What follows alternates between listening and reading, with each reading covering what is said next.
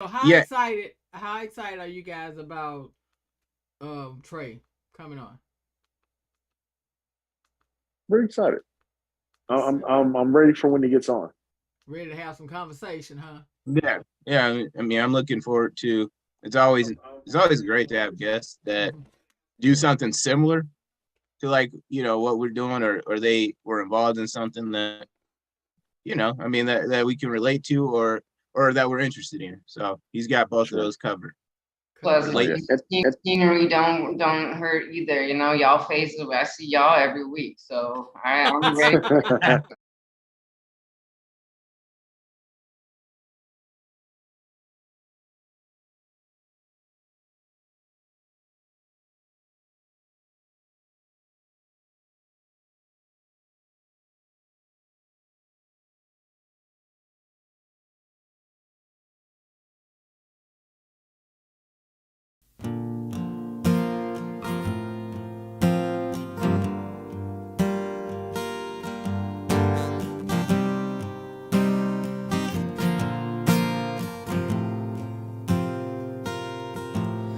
How come one becomes so bounded by choices that somebody else makes?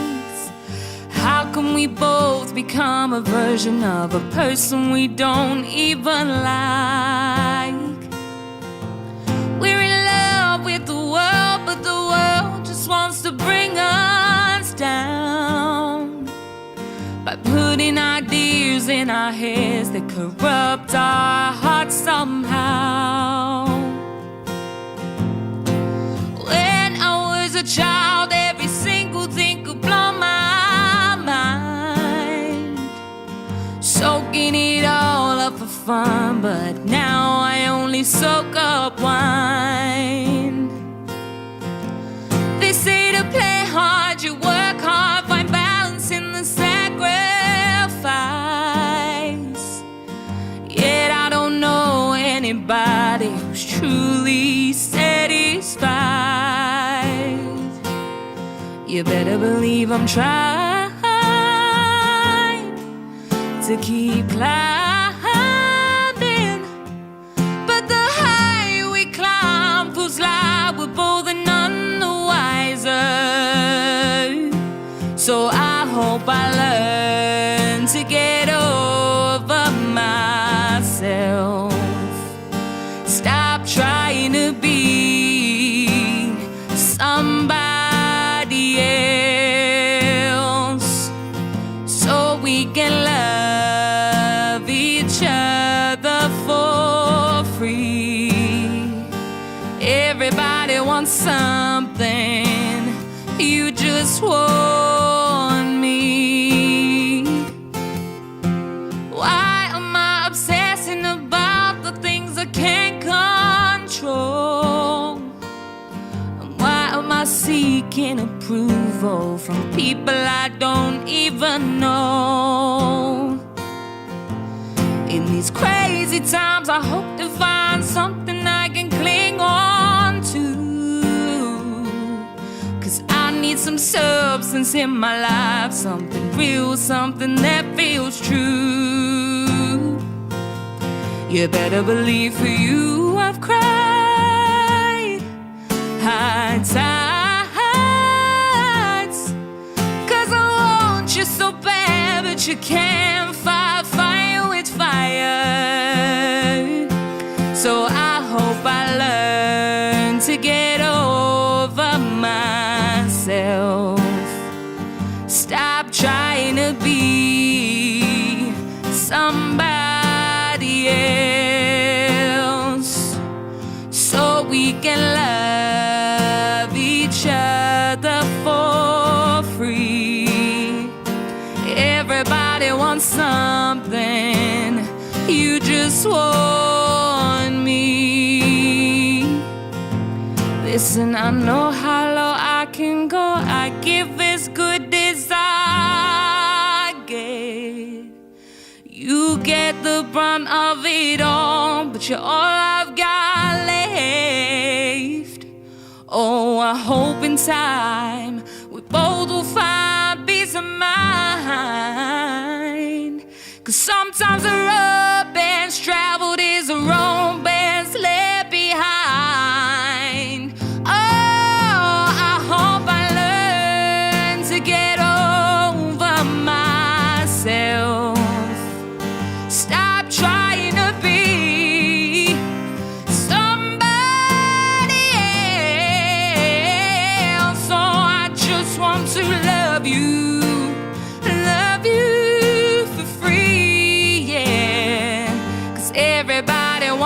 something from me. You just swore on me. You better believe I'm trying to keep climbing, but the higher we climb, feels like we're both none the wiser.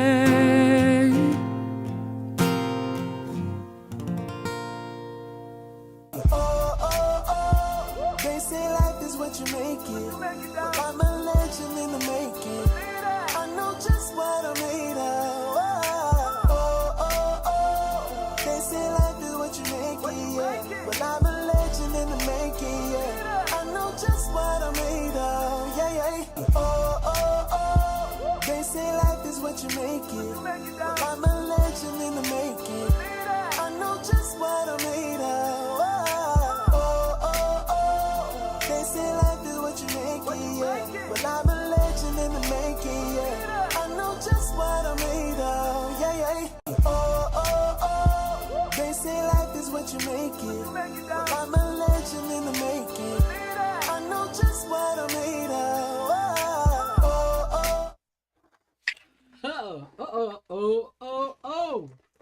Oh, and we are in the building just like that. Just like that. Y'all realize it's Grammy night. Oh, so that's why I Grammy got night. dressed up. And we is. you know, we in the building doing the show. It's Grammy night. I feel good about it, you know. You know, I see us on the red carpet. Who's your favorite nominee? You know what? That's hard for me. I don't know why, because I think my music sense, my love for music is still old school. Mm-hmm. You know what I mean? I don't get me wrong. I love a lot of the new artists, different artists like that. I love Rihanna. Oh my God. Adele is like my ultimate favorite right now. I'm really feeling some Adele. With Whitney not being here, I'm really feeling Adele. I wish Fantasia was much stronger. People really understood how beautiful her voice is. Not saying they don't, but I'm saying like Fantasia, Monica, that's some singing. Mm-hmm. You know. So I'm just old school. You know what I feel? I want you guys to tell me about how if I'm wrong or not. One thing that I've been feeling like, you know, I used to remember being a kid watching my grandmother and my mom would watch the Grammys and those things with us. And that's when, for me, like the 80s, late 90s, remember Mary J had Real Love, all that stuff was popping. And I remember my grandmother said, oh my God, music has changed. I can't even keep up, you know. And my mom was like, oh yeah, just give me the spinners. You hear me, you know. Yeah. And I'm looking at her like, you know, but even though I love that kind of music, but I still was like, y'all need to be on this Mary. Mary was happening, you know. Y'all need to be on this Jodeci. And so now it's that way with me because I, you know, when I talk to like my grandkids, they're like, well, what about? And they'll throw a name. I'm like, who are he? Grandma, you know that song, and then they'll find it for me and play it. I'll be like, oh, I do know the song. Grandma, come on. I have that too. I know the song, but no clue what the name is. So I mean, if y'all better than that, I mean, you know, but don't get me wrong. Quan, did it make me a little older? Oh yeah, but here's the thing. I still love to this day the Michael Jackson Grammy performance. Still to this day, to me, that's one of the best performances in Grammy history. I like it when he was on stage with James Brown. Yep.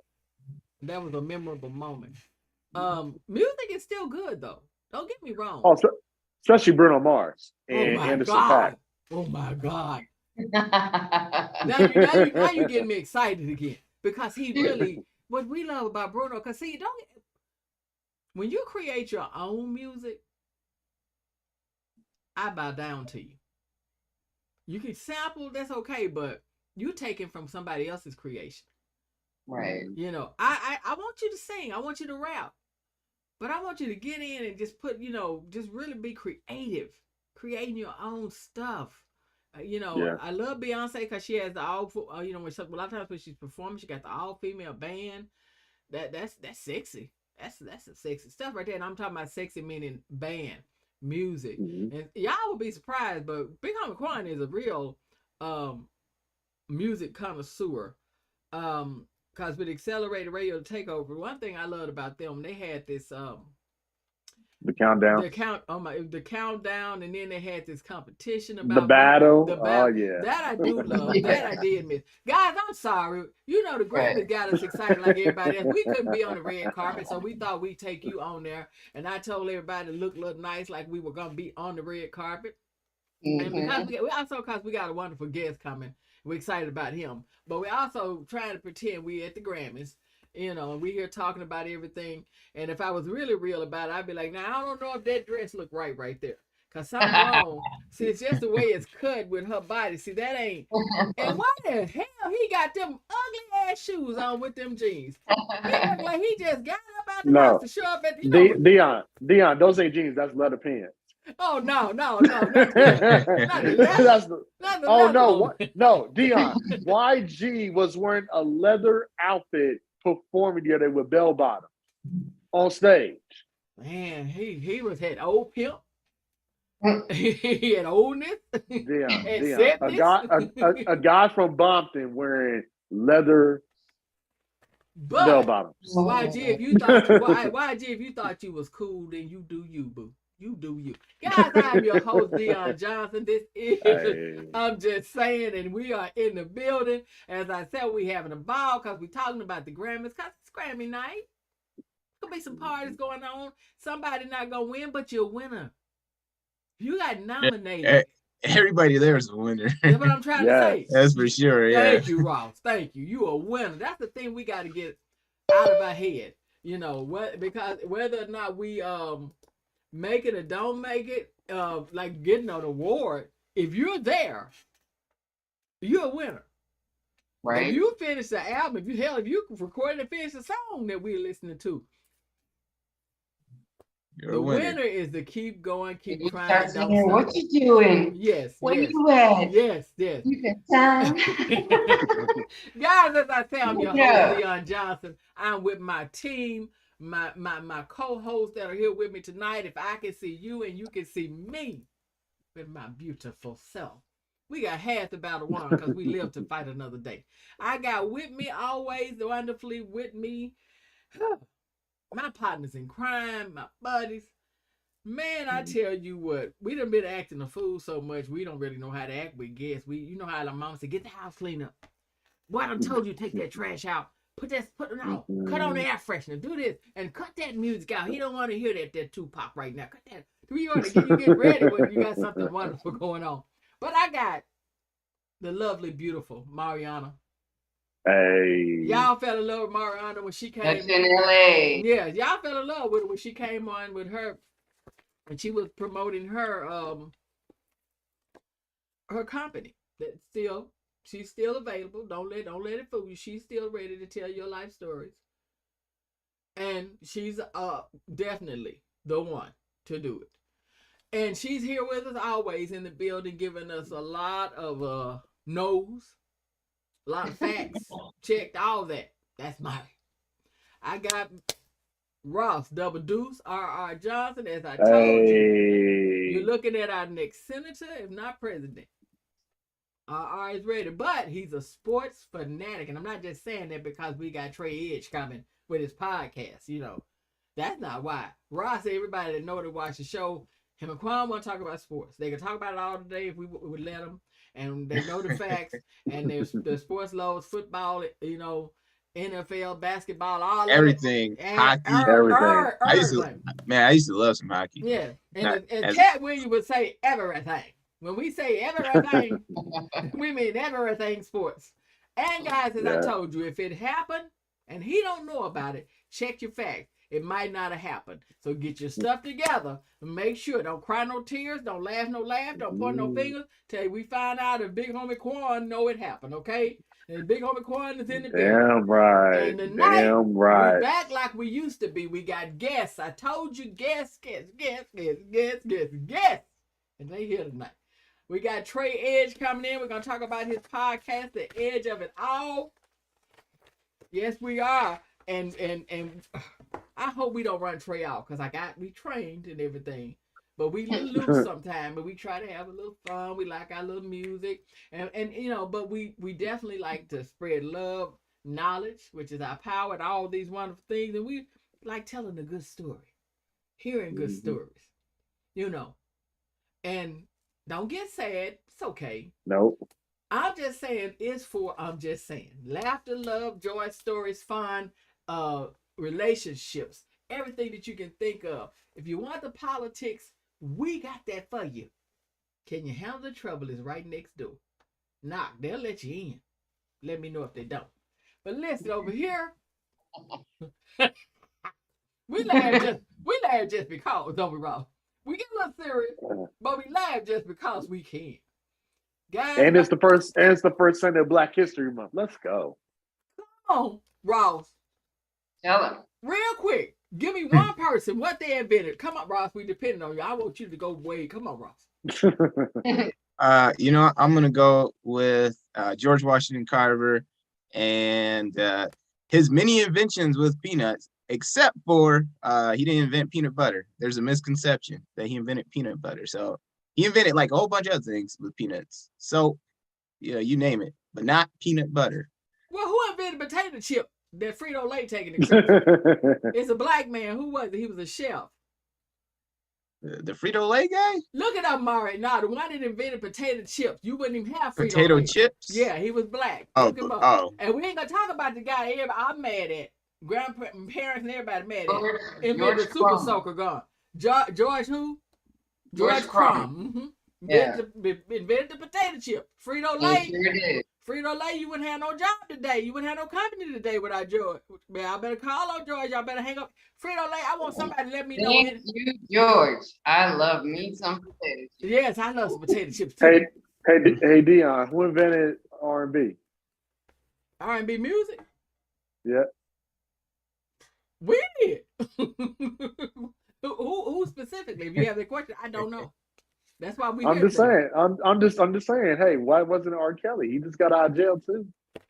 R. Kelly's out of jail. Yes, he is out of jail. Oh God, He is out of No. Yes, he got No. He got acquitted of all 10 accounts. No. State of Illinois. No, He wasn't was that on top of the shit that he already did? Yo, we gotta. He got guys, acquitted. Guys, we're gonna talk He about got this. He ain't out. He ain't out. Guys. Oh my You're God, tripping. Quan, no, that mean that man is out already drinking. You hide your kids, hide your folks. Everybody, Quan, no. Listen, we gotta get. Guys, we gotta take. Hey, guys, we gotta take a break. Quan. I told y'all, I came with him. I came with him. Thank God for our guest that's coming. We finna get some real understanding in life and get back to our cycle of things because we will talk about this. That's what we're here for.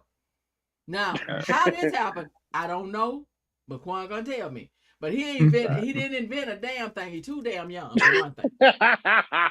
Now you want to put that on somebody? I can't even put that on Quincy. I can't even put that on Barry Gordy, who had Motown. You know, so basically, He ain't out. He's tripping. I'm telling you. He's still. Trust me. guys, we about to take a short break. It's good. We got y'all here. We loving it, and new things are happening. We're gonna give you a short break for a minute. Quan got me stumped. I'm just saying. Hold on. People say stunt. I'm about to say stunt. Yeah, we need some Kirk Franklin after you brought that up. I promise the stunt. Yeah, the whole stunt. Nothing but the stunt. Lord, it ain't over. all I know is it's Grammys. It's Grammys night, and we are about the music. We're about all of it. We really are.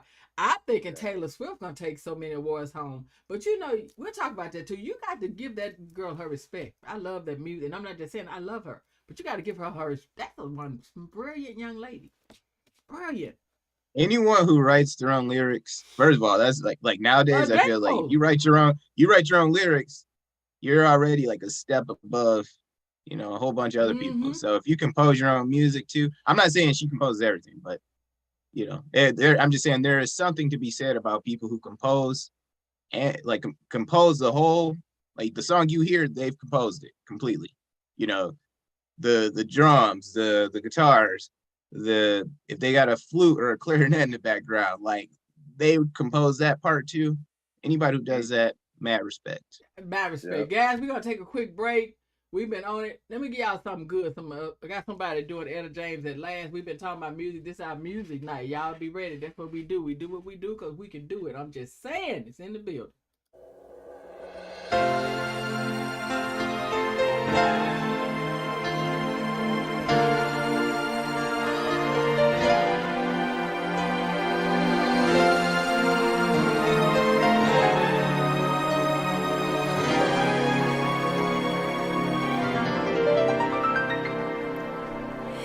At last, my love has come along. My lonely days are over, and life is like a song. Oh, at last, the skies above are blue. My heart was wrapped up in clover the night I looked at you.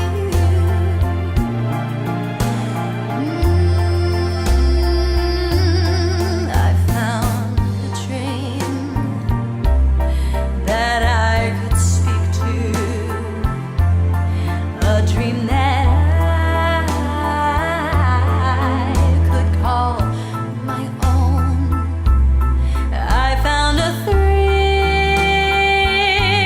to press my cheek to, a thrill that I have never known. Oh,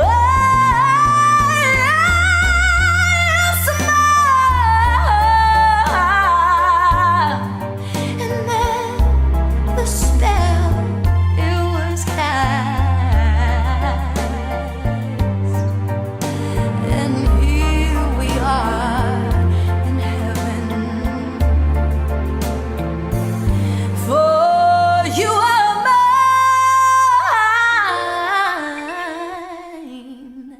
at last. Oh,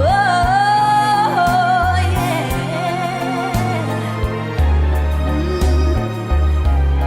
For you are mine at last.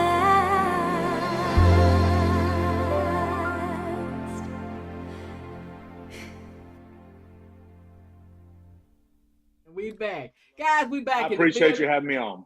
Guys, we back in the building. I know y'all see the difference in the change of what just happened. Yeah. We have our guest that you guys heard us raving about, talking about. We've been so excited. We don't even. I told Trey the truth. We got no secrets amongst friends. We put away we want to put all the best stuff out for him. We're laying it out for Trey. Because we want to talk about Trey. We want to talk about the edge of it all. We've been reading up about the podcast. Trey, it's your day. And let me tell you what else we did. We knew this was Grammy Day, but you were so important. We was like, bump that.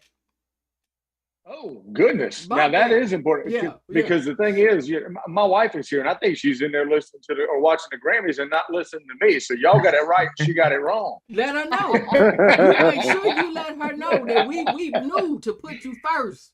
There you go. She's listening. Don't get me wrong. No. You saw how you looked over the shoulder. I did. I kind of did like that side eye to make sure I wasn't getting in trouble. I love it. That means you're a good husband. Trey's a good. See now, that's another thing we finna add to the list about Trey Edge. He's a good husband. Good husband. Guys, if you don't know, we're telling you right now, our guest has arrived here. As you can see, he's in the building. He's so ready for us. We ain't ready for him. I'm Y'all ready. don't fail me. I'm Dionne Johnson. I'm your host. I got my co-host with me, but I got a guest that just won't stop. And we are ready to ask some questions. We ready to get down with him, laugh, love on him, and find out everything we can about this podcast. Yeah, everything. We want to know because we love the title, The Edge of It All. Ladies and gentlemen, yes, as we promised, we have him here with us from the Carolinas. And we will not say Duke.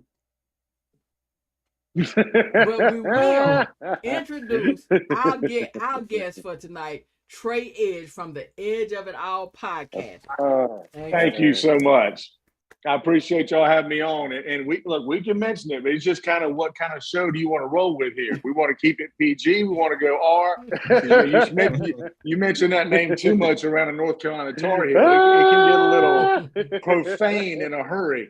I told y'all. Hey. Well, growing up from the South and loving North Carolina, the Tar Heels as I did, even with my grandmother, that goes way back. That love was there for real.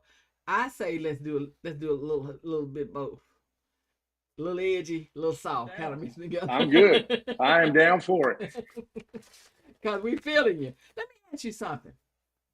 My brother, now you're in the building with us. You got this wonderful podcast, Edge of It All. It sounds edgy. Just the name of it already has me ready. You know, just looking it up, ready, just on wait. I'm going to ask you the question that I hope everybody will want to know. When you're trying to do a podcast, the hardest thing was for me, title. Absolutely.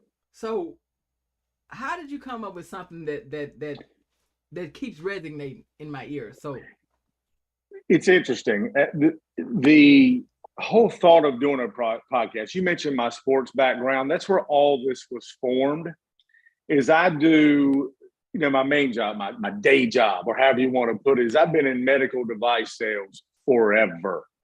You getting a knee replacement in, you might be subject to me being in a room cracking a joke while you're getting that thing put in or something like that.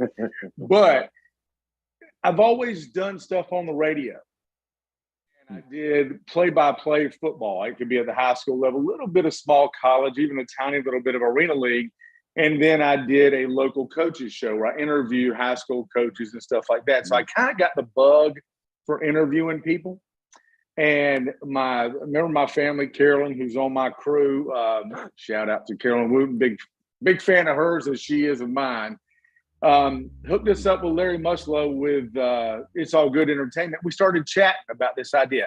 And to the name, I will tell you, it's a little bit of a play on my last name, because my name is Trey Edge. Mm-hmm. And so we came off that, but it was a lot of different things, the cutting edge and all these different things. The edge of it all just sounded like something that we hoped would catch your attention, Dionne, just like you said, it just did. And when we put this little tag on it, because what we originally, and what's still there today, is if you look it up, it'll say the edge of it all. And then kind of the tagline is the story behind the story. Mm-hmm, mm-hmm. Because it's an interview show. That's what it's about. And it's about bringing down the curtain a little bit.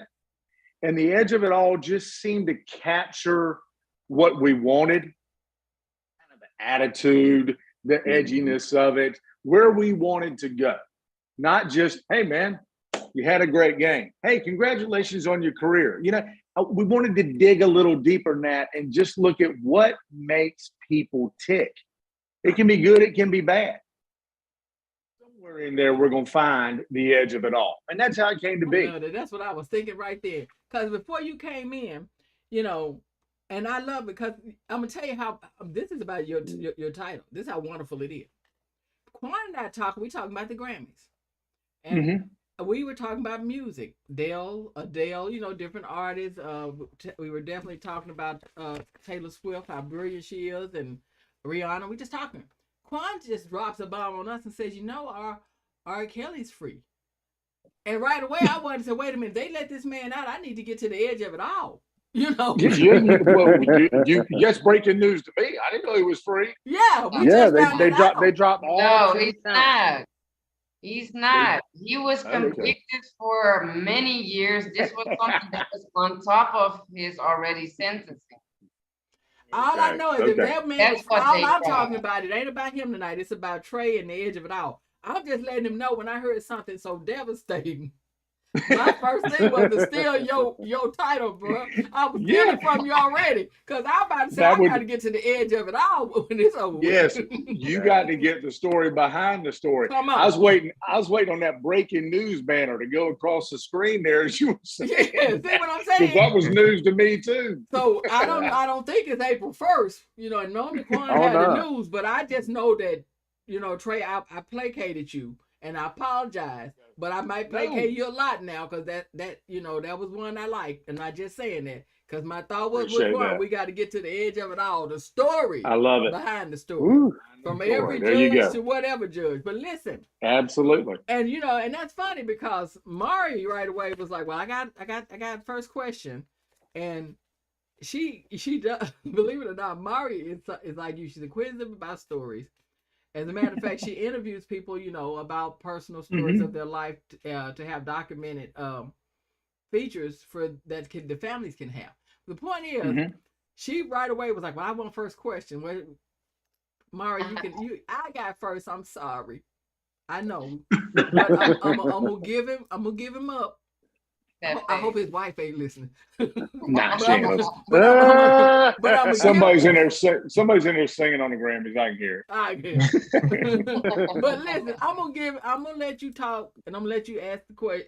Because I can't hold Trey to myself. I know y'all want to talk with him too. So Marvin, you go ahead. You go and do your question. I'm okay. I'm sorry I went first. Yeah. First of all, nice to meet you. And absolutely, it's a pleasure. When I think about my own, what sparked my interest in interviewing people is, giving people a voice who need to be heard, stories that need to be told. And, I was wondering what happened in your life that sparked your interest in other people's stories about sacrifices and struggles. What's the story behind your story? It's interesting. That's a great question. I was, again, going back to Dionne, raised in the South in a very close-knit family. Parents that provided an incredible foundation for me. And I have an incredible support system. A wife and 2 daughters and incredible friends around me and this team with Lori and Carolyn and everybody. And I've always enjoyed talking to people and listening and getting their stories interest me. I mean, I can go to a high school football show and interview a 17-year-old kid, and he has absolutely nothing to say. He's terrified, and it's just on the radio. His face isn't even being shown. Yeah. But you go to, just because they're scared to talk, but you go to, well, listen, man, before a game, what you listening to? What's your pregame mix? What's your favorite pregame meal? Just to get somebody talking. Right. And in the course of doing that and talking to people, I kind of got addicted to the part where you learn their story and want to share it in a way that it's something people know who they are, the people you're interviewing in most cases, but they may not know that person. And they may not know their story. And they may not know the failures they went through or the hardships they went through. Or what was the key to that one decision that you made that brought you this success? I just got so into stories of people and trying to share them, and it kind of inspired me to step out of my comfort zone. A podcast wasn't something I had ever really considered, and it was way out of my comfort zone. But if you ask me what got me there, what kind of drove me to get there with this, talking to some people that absolutely thought it was a little different. It wasn't just a normal interview show of just saying, "Hey, congratulations, that's great. Good job." It's digging, human about it. That was the whole deal. I just wanted to get to the human side. Nice. Wow, that's deep. Because when you're talking, it's funny because I see you as a football coach and a damn good one. A lot of people. Well, Dionne, let's be real. The way they're paying these people now, they can come to me any day they want. Because look, they pay him to fail now. They'll fire a coach after 1 year and pay him $5 million for the next 5 years. So I mean, they can come. Go ahead. We'll call. Hey, I mean, you know, the edge of it all, we can fit it all on the back of a jersey and we'll be straight. That's what I'm saying. I know that's right. You so right. They did that to your guy Butch Davis down there, Trey. Dirty. I ain't gonna lie. I was a Butch Davis fan, and he got caught up all in the NCAA stuff. People don't know what we're talking about. Look it up. Just Google UNC and Butch Davis. And he was probably the guy that's coaching there now. Matt Brown was my old football coach at UNC. I played there. My dad played there. But Butch was the man. Yes, he was. He just got pegged with some stuff he probably had nothing to do with. Yeah. Wow. But that's also the society we live in, too. Build you up. Yeah. To bring you down. To drop you down. Oh, my God. Yeah. Yeah, you my brother from another mother. There we go. I can live with that. Yes. Yes, for real. Listen, my thing is, as you were just saying, we were talking coach, but because I was listening, I'm thinking, you know, I listened to your show. You got that voice. So you taught, you know, you chose, like you said, this is, you said podcasting was not your comfort zone. But damn, Trey, you sound so good. Thank you. You were so sweet. I appreciate that. Listening. I'm forced, you know, because in my home I don't have no control either. But I'm forced to listen to the sports and everything, and you listen to as they're commentating and doing things, and you get to know the voices and the gifts that they have, and I do have to give it to them, even if they play the best football or basketball, some of them can't commentate well. You like, dude, give them the ball back. You know, give them a coaching job. But it's a voice that you have to have, even right now. And I don't ask Kiss to get along with nobody. So you relax. So your compliments are real. Go ahead and take them. Thank you very much. Well, you know what's interesting about that? To me, there's a link. And again, even if I'm just doing local high school football on the radio, when you're on the radio, you're not on TV. People aren't watching it. They can't see the play. You have to describe the play. You have to tell a story. So to me, there's actually a link between that and what we're trying to do with starting the podcast. We're trying to tell a story here. Not just, you know, again, here's your top 10 question. What's your favorite? And move on. We're trying to tell a story of someone's life or someone's career or someone's defining moment. To me, there is a tie there between even doing small town sports stuff, because we'll do a game on a Friday night in high school. There'll be somebody listening whose dad's serving in the military overseas. I got somebody who will text me from Seattle, listening to a radio broadcast across the country. And it's like they're there with you. That's what makes it beautiful. You know, and I read your story. And to be honest with you, one of the questions your people talked to me about was what inspired you. I get inspired by other people. I get inspired by other people's stories, what they've done. And when I read yours, quite frankly, it was, and I'm not ass kissing either. Let's be real. It was inspiring to me. The things that you talked about, the things that you've overcome, where you wanted to go in your career and where you are now. It's an inspiring story. And that's the root of all of this, is I think those stories need to be shared more. I think they can uplift people. I think they can be real and allow people in a little bit more. Maybe they would be, you know, reading a newspaper column about them, or maybe a magazine article. I think we can go deeper than that. Trey, they better look out for you. I'm gonna warn these athletes and these men right now, because see, they used to make fun of Oprah. Oprah had that power to make anybody cry and shit. Y'all better be worried, because see, Trey already got me ready to tell a story. I'm ready to get to the edge of it all. So y'all need to stay away from Trey, because I'm telling you, this is the male Oprah. Y'all think y'all hard, got y'all football stuff on. Trey gonna have y'all telling these stories. Y'all gonna break down and tell it all. He gonna get to the edge of it all. You're gonna look back like Jerry Maguire and them. I'm not gonna cry. I'm not gonna cry. I'm not gonna cry. Cuba Gooding, I'll never forget, one of the greatest scenes ever. Even better than to show me the money. I'm not gonna cry. Not gonna cry. That gonna be Trey. That gonna be Trey when they sit in front of him. Because really, for me, when he first came in and I saw Trey, I played basketball, pretty good at it, my high school years and stuff. So when Trey came in, you know, I was getting ready to start trying to do my jumping jack. Get information, because coach is in the building. I ain't even ready. Wait a minute. I love that. Yes. Yeah. So the story, him getting your story, Be ready. Y'all better be ready. I'm not gonna cry. Get your tissue. I love it. Cause I see how you set the young guy up. You said 17. You know how to maneuver with him to make him feel comfortable. Well, you got to know your audience. Yeah. I mean, we've done some of these interviews with already from the edge of it all. And for example, one of them was a lady named Stormy Simon, who was she was the president of Overstock.com in a time where there weren't a lot of female CEOs and executives. You know, she fought that glass ceiling. She fought that old boys club. And going behind the scenes and talking to her, and you'll hear it all when we release this in March, you find out, okay, single mom at 17, gets married, has another kid, welfare. How does she transform that and not quit and become what she did? That's the story. Not just that she rose to the top. Congratulations on making millions, and that's cool. It's the rise. It's what happened behind the scenes.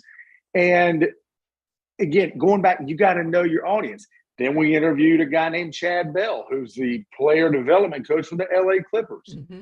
That's Chad. Chad's a great guy, but that's a whole different interview. When you got an NBA and those egos and okay, Chad, you're the player development coach for an NBA team. You telling me every player in the NBA doesn't already think his talents are developed? I mean, seriously. What you trying to say? Yeah, exactly. That's what I was trying to get to. Is so they're open to listening to you, because we all think of them as prima donnas and all this. You can't tell me nothing. It was eye opening. And then we had, the third one we had already recorded was a guy named Patrick Netter. Patrick. And he's known as the gear guru. He's brought everything from the elliptical machines to gravity boots, and doing all these crazy things in the health and fitness sector. Well, again, know your audience. He was in studio with me, and we talked for 45 minutes on what I thought was going to be all about gadgets, and his story that was behind it. It wound up being a story about we make the world better by getting people to move. How do we get their mental space better? By getting them to simply move and exercise in a world that's coming out of COVID, in a world where we sat in front of computers for 10 hours a day.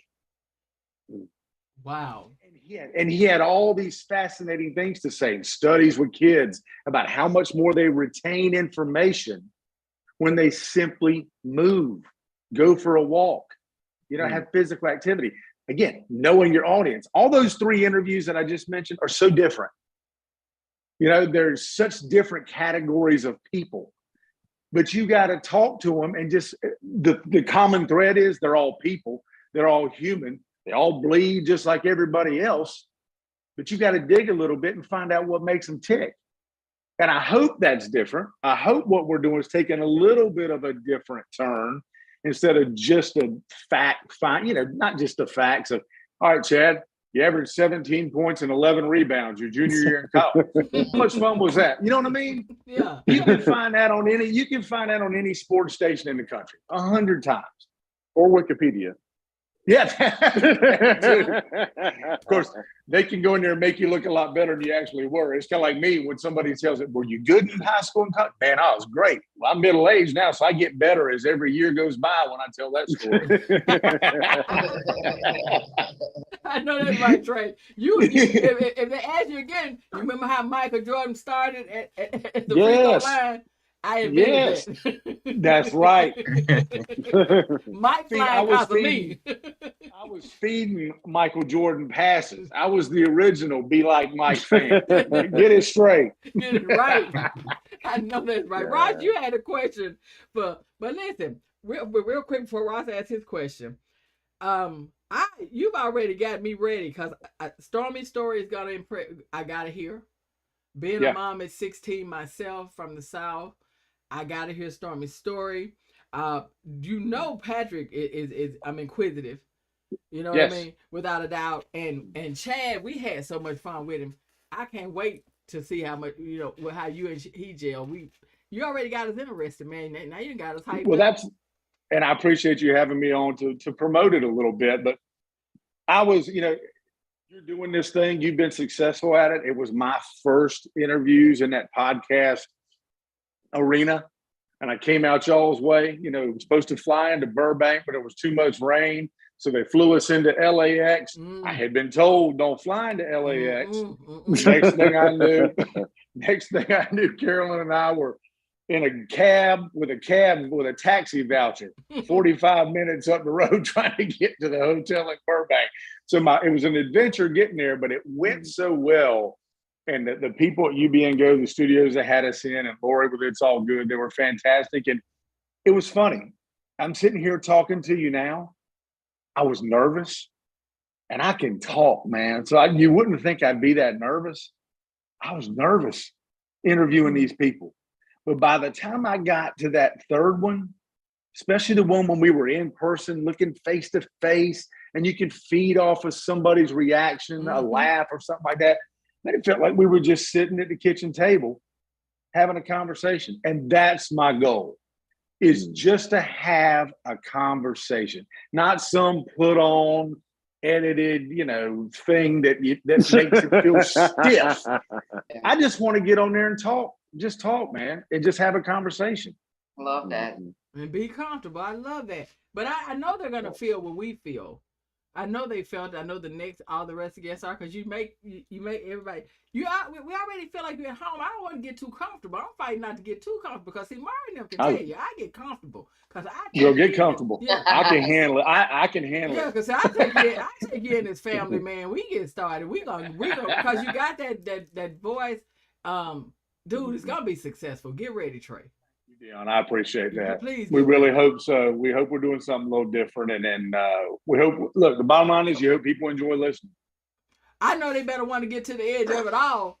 That's all I know. And that's what I'm gonna be doing. And Trey, I'm gonna be asking you for a little bit of. I'm gonna look crazy. I need my 10%. I done said the edge of it all. About 4 million. Look, about 4 million times. You got about 15 million views. Yep, there you go. That's what we talking about. I won't forget. I will not forget. We're gonna put that in, baby. I promise you. All you gotta do with D, and they'll tell you that, is we see each other, have a good time, and keep on rising, because the top has plenty of room, and everybody wants you sitting in that seat up there with them, because we need more with the heart of hearts like you have it, and you're showing us. We need. I really appreciate that. Yeah, we need it. So that means a lot. Yeah, we fight for that with each other. We fight together to get you there. Ross, give him your question, man. I can tell Ross already had quite a few questions. He was impressed. I'm gonna tell you had Ross. You know how they say you had me at hello. You had Ross at football. Let's go. Come on, Ross. Trey, it's great to meet you. When you mentioned that story about talking to that high school 17-year-old player, it reminded me of, and I'm not even sure, my co-hosts here know about this, but while they know about my journalism background, but there was a time when the original, the sports writer at the paper that I was at, he moved on. And so there was an opening. We didn't have anyone to cover sports. So kind of by default, as the editor, I had to move in. And so when I could relate to that, you're speaking to those high school kids. Absolutely, man. And they're just up there and they're nervous and they don't know what to say. So you have to kind of ease them into it, talk about things that, that kind of make them open up and they can laugh a little bit, and then you get the story. So yeah. What's funny about that, real quick? Let me throw this in. It's funny you say that. I found myself, especially this past year when I did it, because I'm hosting this little coaches show, right, from an Italian restaurant in the heart of Fayetteville, North Carolina. And there's about maybe 80 people in the room, mostly players and their families. And you're interviewing them, and the families are on the edge of their seat and waiting to hear their son say something profound about what happened last Friday night. And you go, man, you had a great night. 22 carries, 144 yards, and 4 touchdowns. Man, tell me how that felt. It felt good. That was it. Nothing, man. Just nothing. You got nothing. And it's funny, I would find myself almost changing my tone of voice trying to relate so hard to what they were coming at me with to try and get on some comfort level. And so that whole sports writing thing, by the way, I was a journalism major too at UNC. Very different nowadays when they study journalism and what than it was back in the day. Back in the day, it was get the facts, put them down, let the people decide. The rest was called an editorial. Yeah. Yes. Right. Yes. He's right. It was always about Exactly. the facts. Right. Yeah. Right. If you got another question, go ahead. Go for it. Yeah. So are there any unique pressures that accompany being a second generation athlete? And then how did that like influence you and develop you into the person that you are today?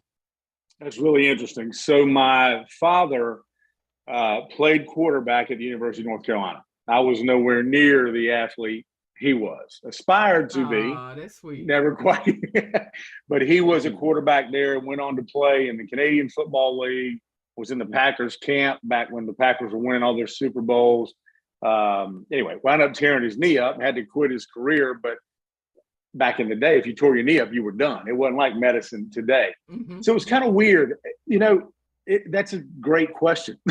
It's turning the tables on me a little bit. That's a question I would ask, and you're going to get me to go a place. So that's a great question.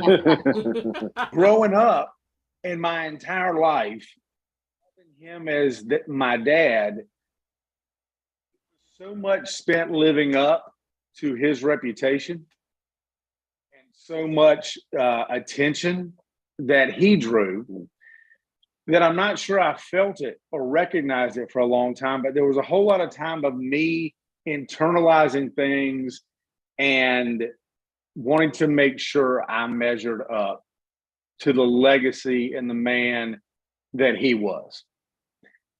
And a lot of guys won't admit that. A lot of men won't admit that because it's a heavy burden. And it's a glimpse inside that's a little emotional. This thing between you and your dad. So when you ask me how did that influence me? How did that shape me? I actually think it took me a very long time to recognize it. And it happened later in my life, probably changed my relationship with my dad. He passed away 2 years ago. But it allowed me to step out and just be me more. And so when you look at things like jumping into a podcast, I was always in this little circle of comfort, you know, not so willing to step outside of it and take a leap because everything was safe there, you know, and you were successful there and it was easier there.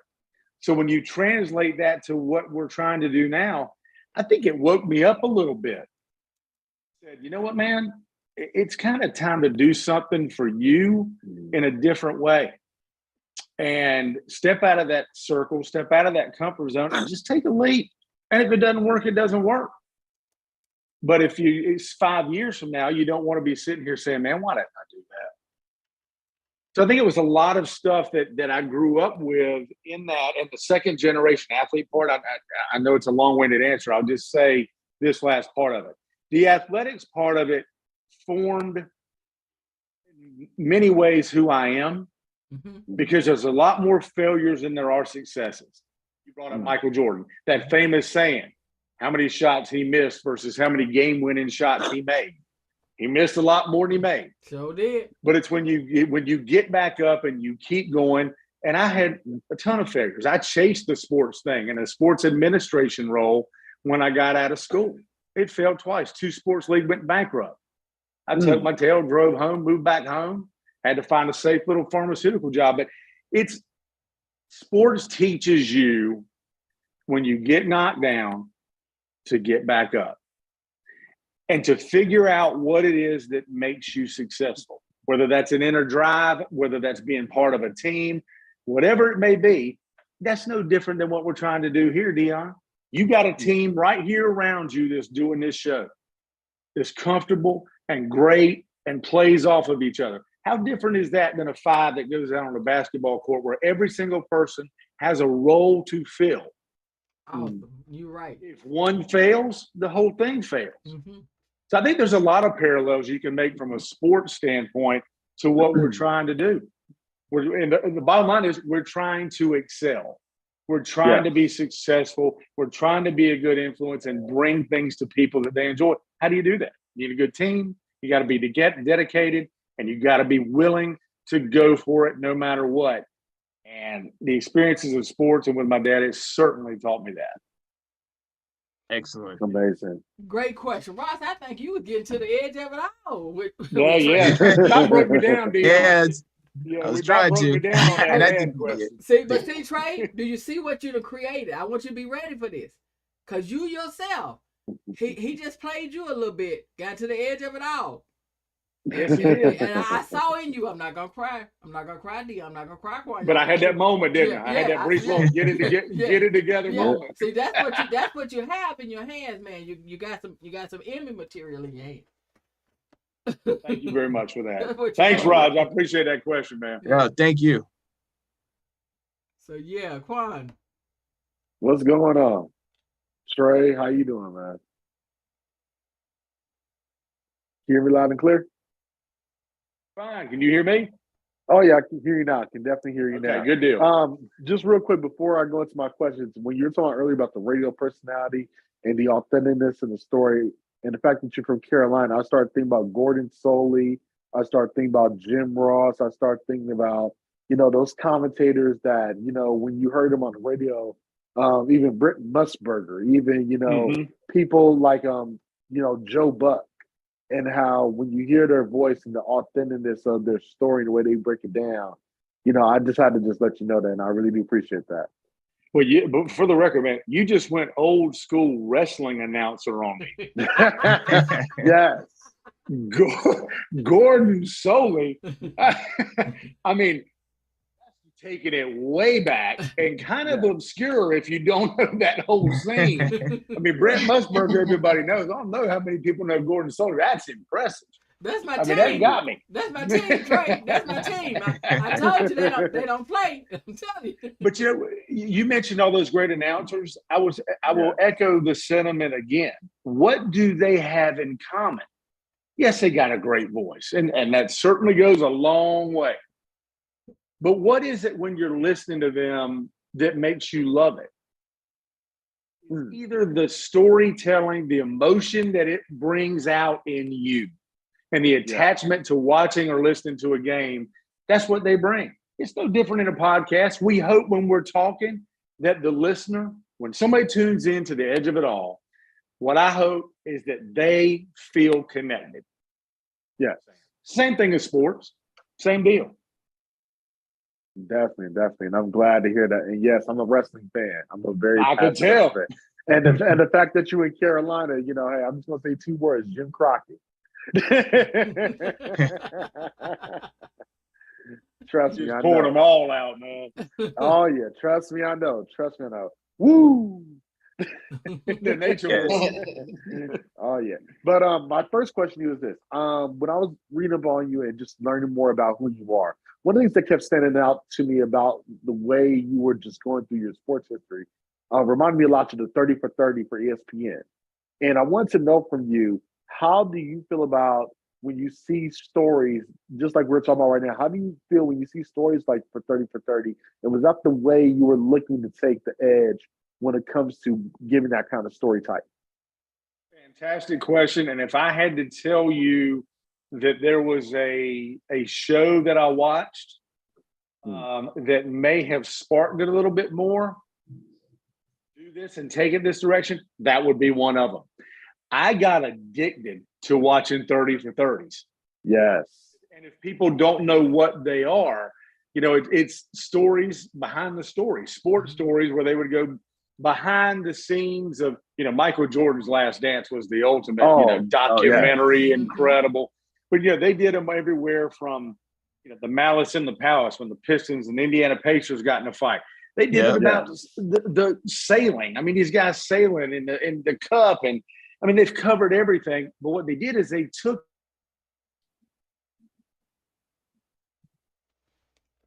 Did he freeze, guys? Year or about that game in a different way, in depth, and that was the deal. I looked at that and I said, well, why can't we do that on a personal level? And when full confession here, when I first thought about it, I thought of this as a sports show. My intention. But my intention was to take it when I'm talking to an athlete or a coach, not to say, hey, man, it was 4th and 2. Why'd you make that play call? I wanted to go into the huddle. Yes. I wanted to go on the sideline, in the locker room, all the build up to that moment.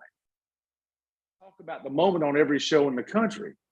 Yeah. But I wanted to go there. What changed for me was when I got into discussions with Lori Buslow with It's All Good Entertainment, she said, let's not limit it. You know, let's make it celebrities. Let's make it could be politicians. It could be athletes. It could be any number of things, because story that you want to get to, human story in every case. So let's not just pigeonhole it into sports.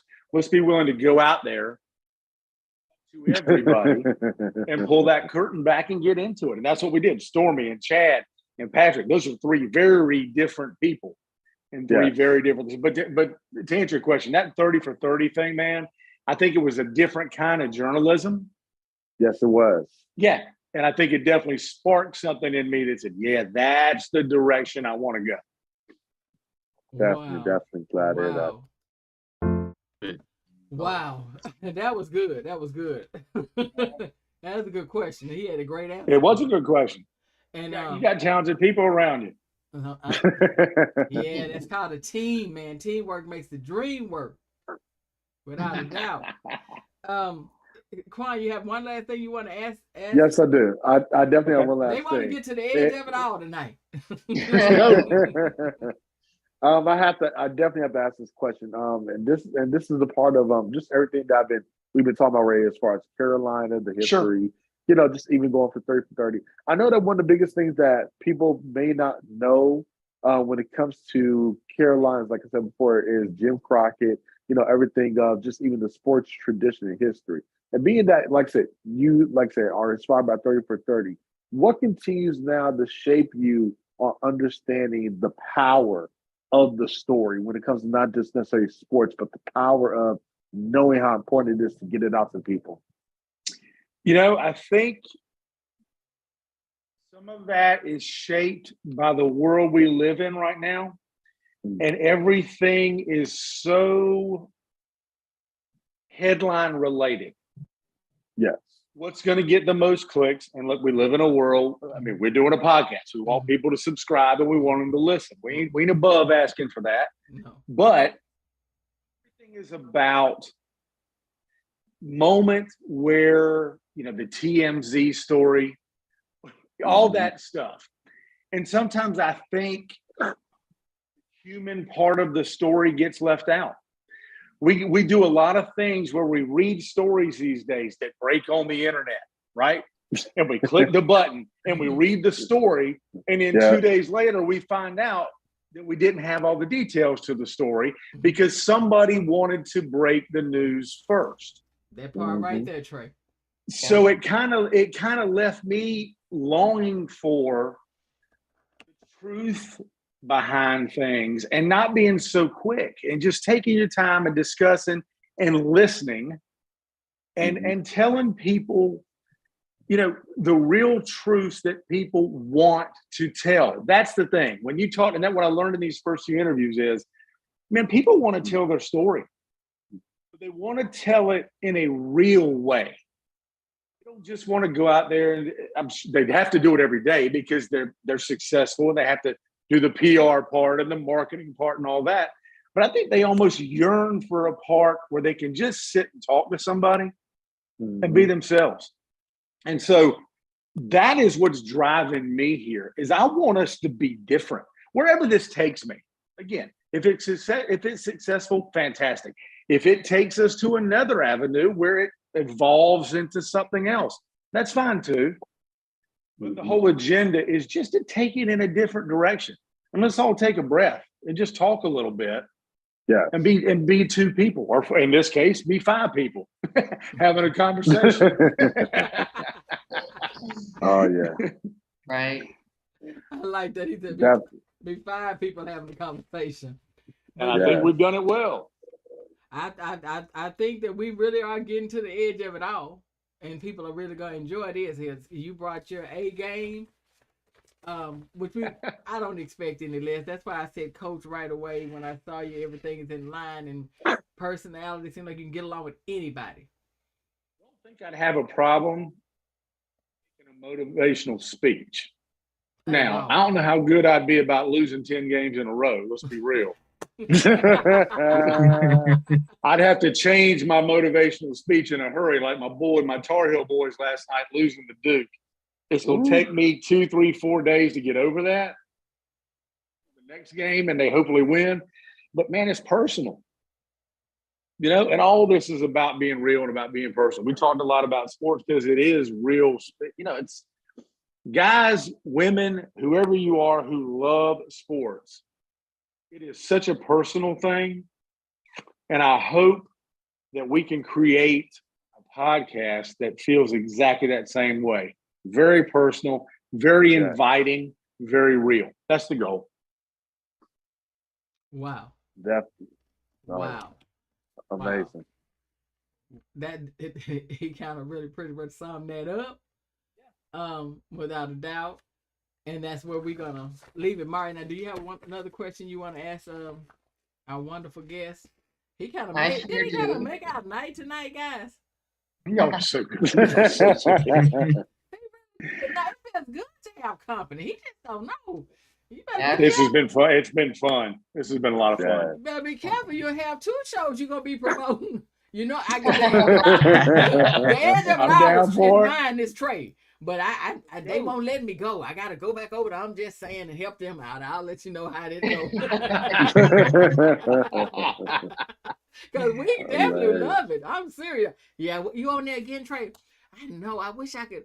They just want me. I don't know how to say no yet. I won't. Based after this, I can promise you. All you got to do is call me up, shoot me an email, whatever it is. Don't do it. Don't do it, because I take you in like family. No, what you say? Tell her, I take you in like family, and you sitting here looking all good and intelligent and motivational. I had a little tear when he asked you the question and stuff. So don't do that to me. Don't. Please don't. I'll have you back on so fast because you got a it quality like my team. You have a it. Thanks, Dionne. I appreciate that. So go ahead, Mari. Ask your question. Go on and ask Mr. Handsome something. Yeah, so we talked about journalism, we talked about football, and we talked about your podcast. So now I want to know a fun fact about you. So maybe like your favorite food or your restaurant or what you'd like to do that nobody knows, but we are going to find out. All right. So if you look at my lineage, my DNA, all right, I am part American redneck and I am part Italian. It is a clever mix. That is sure is. Of what makes me tick. So I can go to the southern side where my grandmother was always cooking fried chicken and everything was made from scratch. And you walked in that kitchen and nothing in my life has ever smelled better. Oh, Lord. God rest her soul. Making chicken and pastry from scratch. Not everybody knows about that, but she knew about that. And it was incredible. I know. Then you can go to the other side, the Italian side. And it was, pasta and lamb. So I got the best of both worlds. So if you look at favorite, honestly, right now, this point in my life, I'm keeping it real. Trying to be as low carb as I can. So I don't get to eat this a lot. Yeah. You give me one thing to eat, it's going to be some kind of pasta. Probably with some seafood with it or something, something like that. But that would be choice number one. Well, you know what I also love? Just give me a big old pizza. Oh, yes. Oh, yeah. I mean, when you get a good piece of pizza, is there much better than that? No. Yeah. I mean, a really good one. Are we talking Detroit, Chicago? I was gonna ask regular? him that. I really was. I'm gonna tell you the deep dish Chicago guy. You the New York, thin crust kind of guy. You like me. I'm that big, thick slice. That wide slice of just New York style pizza. That's my. But if you serve me a pizza, you think I'm gonna turn it down? No. I like any kind of pizza. It doesn't matter the style. I'm just saying if you lay in front of me and say which one are you choosing, I'm choosing that one. A couple other interesting facts on me. I am an absolute music freak. You're gonna fit but I can quite well. I can listen to anything. I can be rolling down the street. I could be listening to the best of Teddy Pendergrass one day. Okay. I could be listening. This will crack. And when my kids, I have 24 and 25-year-old daughters. I was driving to Charlotte, North Carolina a couple days ago for a meeting, and I was listening to a boy band playlist. It was NSYNC, the Backstreet Boys, and look, I'm not scared to tell you, I was singing right along with it. Yes. I know what And you mean. you can even catch me at a Kenny Chesney concert. That's You know, right. I mean, honestly, I cut. It doesn't matter. My kids laugh because I can sit down and I can listen to Drake with them too. So I just love all different styles of music, and music is kind of a happy place for me. It takes me to a different place, and sometimes I can just sit in a chair or sit in my car, not say, believe it or not say a word for an hour, and just disappear into that. The other thing I would say is you got this sports thing, man. I'm a freak about that. I mean, I watch every sport. From football to basketball, baseball. I've even watched. I'm not the biggest soccer fan. Full disclosure. Hang on. Oh, that hurts my heart. No. But what? But you're gonna love this. Now they started showing all this English Premier Soccer, like on NBC in the morning, and I watch these games and the fans getting into it and the level and the athleticism. I'm all in now. I actually know who's at the top of the table in the Premier League.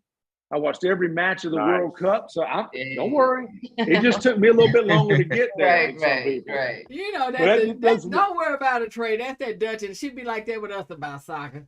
I know. And it's also not the same to watch it here than to do that in a Dutch city where everybody's, together. Well, again, if you look at the University of North Carolina, where I graduated from, they are the most successful women's college soccer school in U.S. history. Wow. They've won, I can't remember how many it is, like 12 or 13 national championships. So a lot of people say when they talk about North Carolina basketball and stuff like that, they go, no. That's a women's soccer school. We just happen to play basketball and football. So we recognize greatness in whatever avenue it comes. Yeah. That is good. Guys, we are and have been talking to the magnificent Trey Edge of the Edge of it all.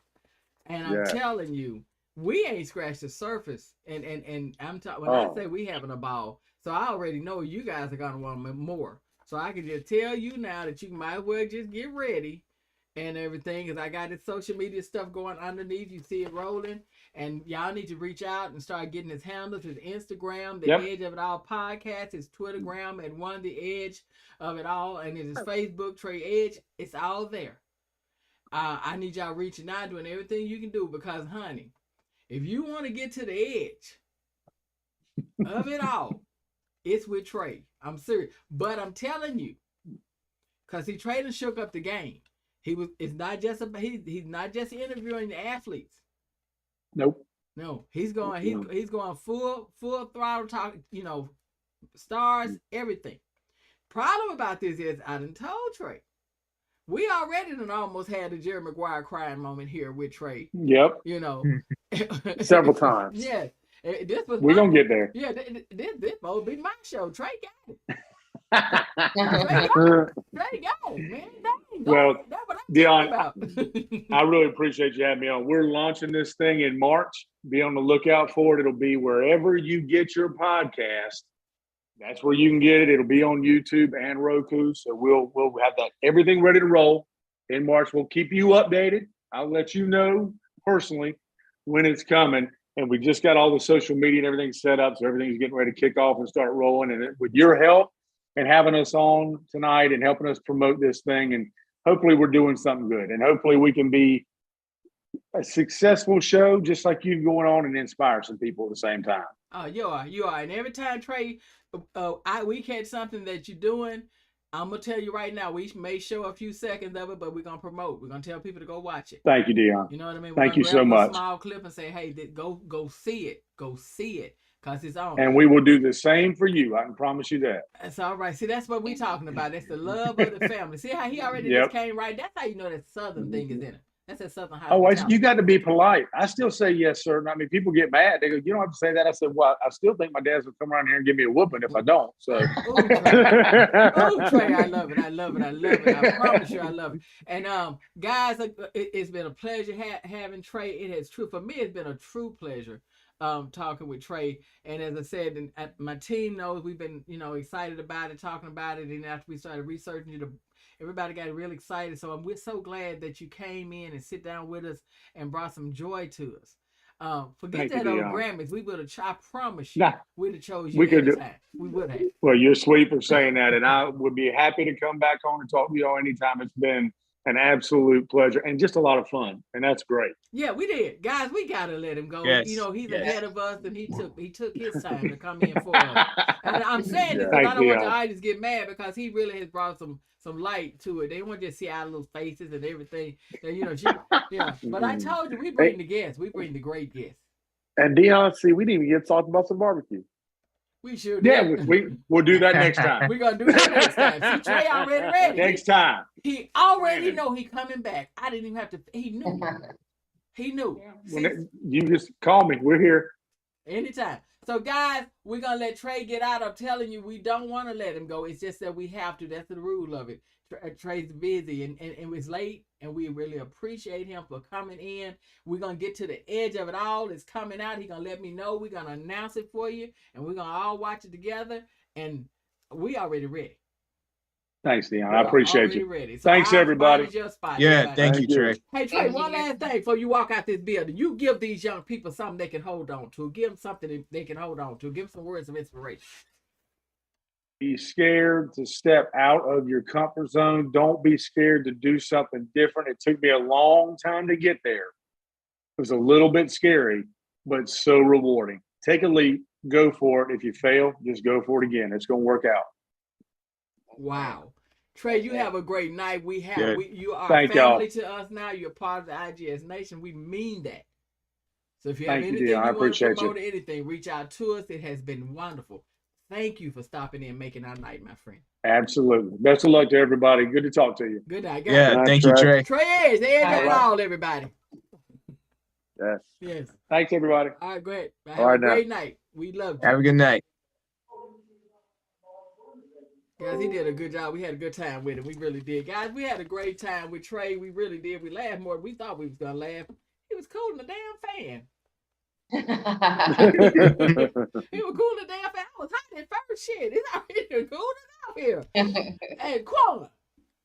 What's up? I'm back. Wait, let's take a short break. Don't worry, we'll be right back. We're going to take one short break.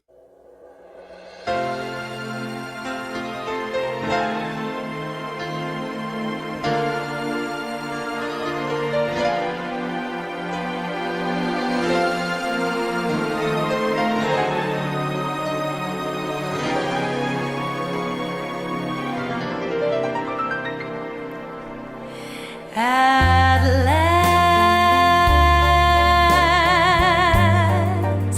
my love has come along. My lonely days are over, and life is like a song.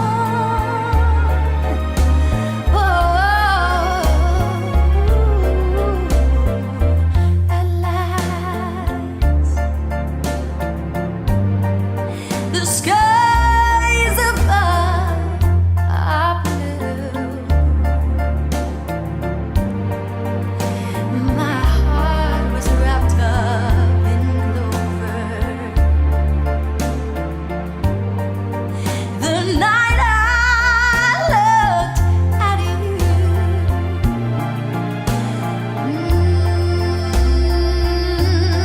I found a train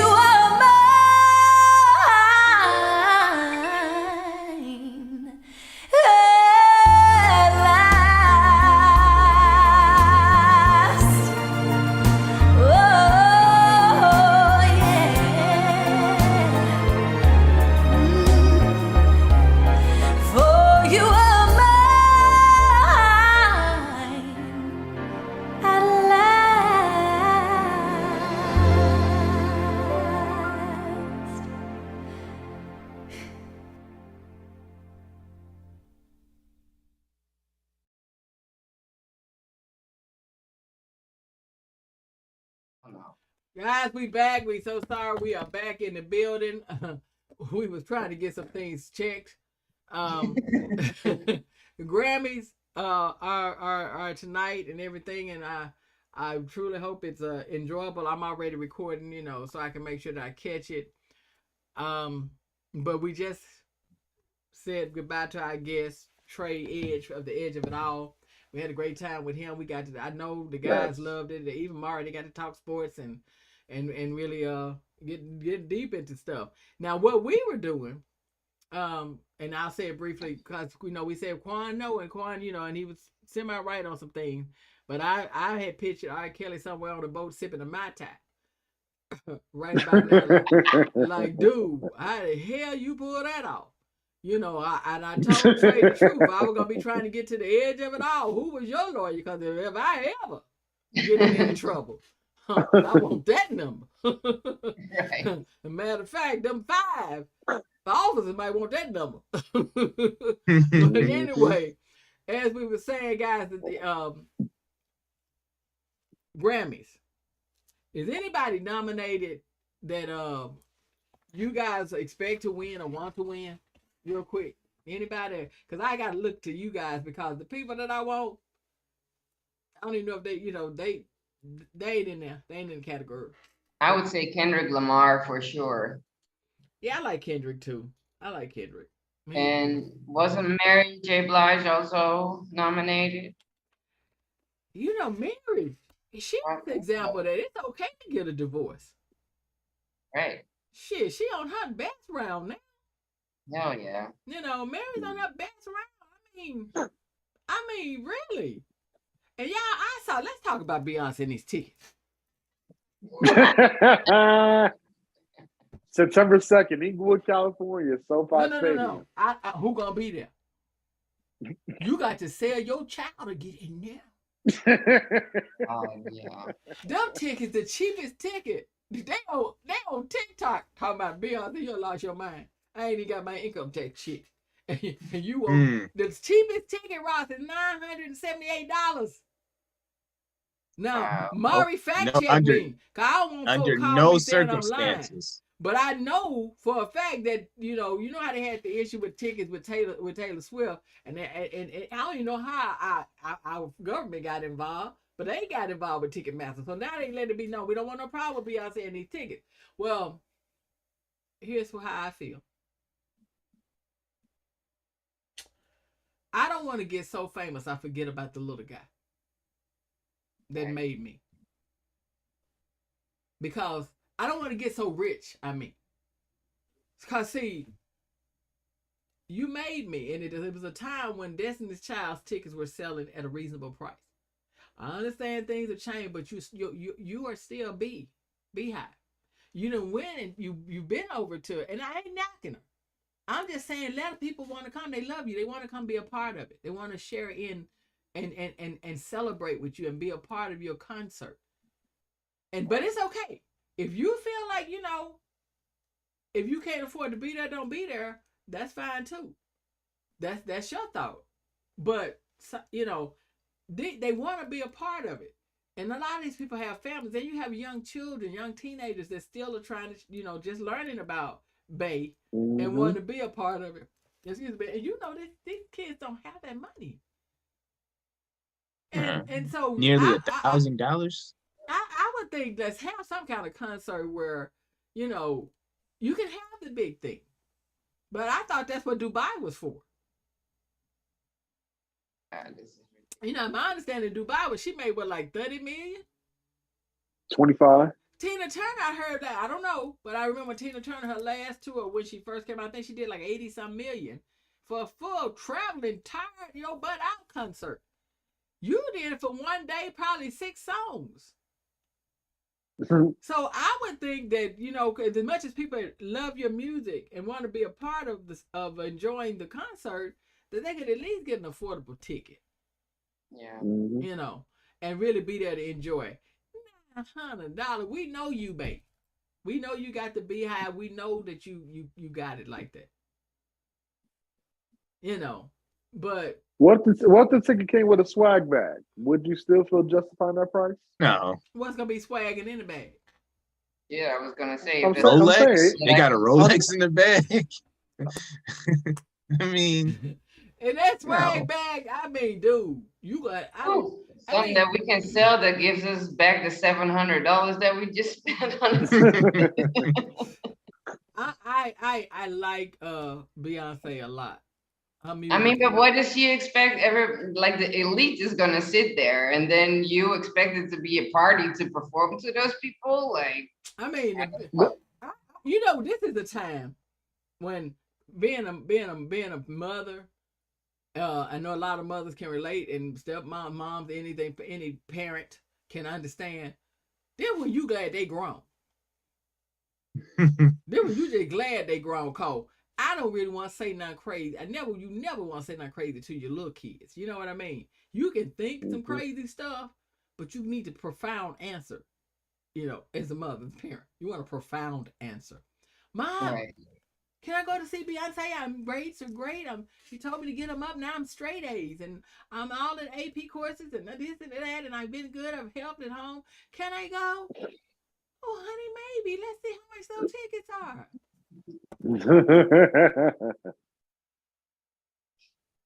What concert? You saw Beyonce? This you going up and down, trying to find the cheaper. Like, oh, that's to see where you're gonna be on the front row. She gonna walk down and they gonna grab your hand and sing a song to your husband or somebody, or even let you do the cuff dance, with her and stuff. That's what this is. Okay, but I don't want that seat. So we could be like 16 rows back. Let me find it. Even up in the mausoleum, because baby, my child will know she's there. Oh my God, man. See, that's when your mind is like this. Should I say what I'm really thinking? Or what is here's where a real mother come in. I'm gonna be really profound. Honey, I was thinking I'd rather take the whole family to Disneyland. Let's do that in the summer, Let's just and it'll be because of you. You can rub that in with your brothers if you had siblings. Or your 3 friends, you can just rub it in because of all of your good work. Because when I get that kind of money, I want 4 or 5 people to have a good time. Yeah. You follow what I'm saying? So that would be my intelligent mother response. But mine. Come on. My boys already want to call in on this right now. Come on, Mom. Quit perpetrating, Mama. Come on, Mama. Give me one. Come on, Mom. Do what you do, Mom. Don't do that to us now. We've been waiting. We know you, Mom. and people that have met my children, especially Quan and Mara, I think you said it and met them. People that have met my children know. I ain't got no ghetto boys. My kids are really intelligent. Yes, ma'am. No, ma'am. Or anything. And it's so different. Yeah. So when I say this, don't think, oh, that's no. But it takes everything in me right now not to get to the edge of it all. Yeah, they were to ask me for that ticket, Ross, and I looked that price up. You get what I'm saying? And I was still, after I gave them my answer, for the rest of the night, till the next morning when I woke up, would still be talking, don't you even come near me. And that's not right, because they want to do it and you want them to do it, and I'm just saying, as a parent, babe, let's kind of look at the prices and try to see how we can, get some of these people in that really support you, that die hard, that just can't, because they're going to be out there trying to sell everything. They said the folks got GoFundMe pages. Now, I'm going to tell you something. Now, babe, if you want to sneakily go to GoFundMe and help some of them, number love for you. Because they said it's so bad, people got GoFundMe pages, Rob. Wow. GoFundMe. Wow. So, I can't hate babe for the love and the dedication, and everybody you talk to says she's one of the hardest working artists it is. I can't knock her. I'm through knocking my sisters.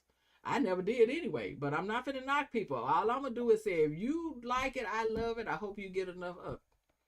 I just know for me, if I got that big and that great and had that much money, I want to share in it. I pray that I'll always want to share in it. you know, with the people that help make that, not like, you know, because we know but I'm talking about that have been there, like singing my songs, buying my music, promoting me on my websites, on all my social media platforms, and they're to clap back when people clap at me. You know, I want to remember that they are what it's all about. You know, and make sure they could be in the fold. Ross, you kind of quiet. You must be about that ticket. You about to win. No, look, I was just thinking, like, maybe it's a status thing as an artist when you can go to other artists and say, look, hey, do your tickets cost as much as mine? Like, now this is a measure of my greatness. I'm up here because my tickets are almost $1,000. I got people who setting up GoFundMe pages. Like, so if you're Beyonce, you can go brag to, you know, whichever other artist, musician that you think you're better than, or that your music is better than, and you can show them this as proof of you being the best or the GOAT, whatever. Well, you know, whatever. Maybe that's it. I don't think that she has a lot of control. Here's where I come in and swoop down and hope in defense. Like sometimes you get some things you really don't have a lot of control over, and when it's been already twirled and done, it's hard for you to untwirl it. Because, you know, as we get up in a career and when you get in this industry, we tend to have management, we have promotional, we have so much going on, and we the artist can't, until they realize it's happened, and then it's too late because I'm committed to do concerts. But I mean, I have yet to see that nobody's buying the tickets. I mean, that they're not selling. I mean, we don't even know why I'm saying Beyonce, let me do this. An extra on her. I don't even know what Janet's tickets were. And we know Janet been gone for a while, and honey, the world, but they love me the same way. But I'm saying, love some Janet Jackson. I know those Bruno Mars Anderson .Paak tickets were a lot. Were they? They were a lot. Especially when it get like close up. Oh yeah, they were definitely a lot. But one thing about Anderson .Paak and Bruno Mars, if y'all never seen them men live, you in for a show. Oh, Bruno Mars, you gotta do say Bruno, because I believe you with them, because with the Silk, what is it that they put on the show? Silk Sonic. But that goes back to what we said earlier about musicians. Like Anderson .Paak is a drum major that's under Dr. Dre. You know, Bruno Mars is a guitar player. He knows how to play keys. He can sing. He can dance. So you're not just getting some DJ and dancers and just two guys with their friends with mics. You getting a show. You get a show. But still. Well, hell, how much is a day?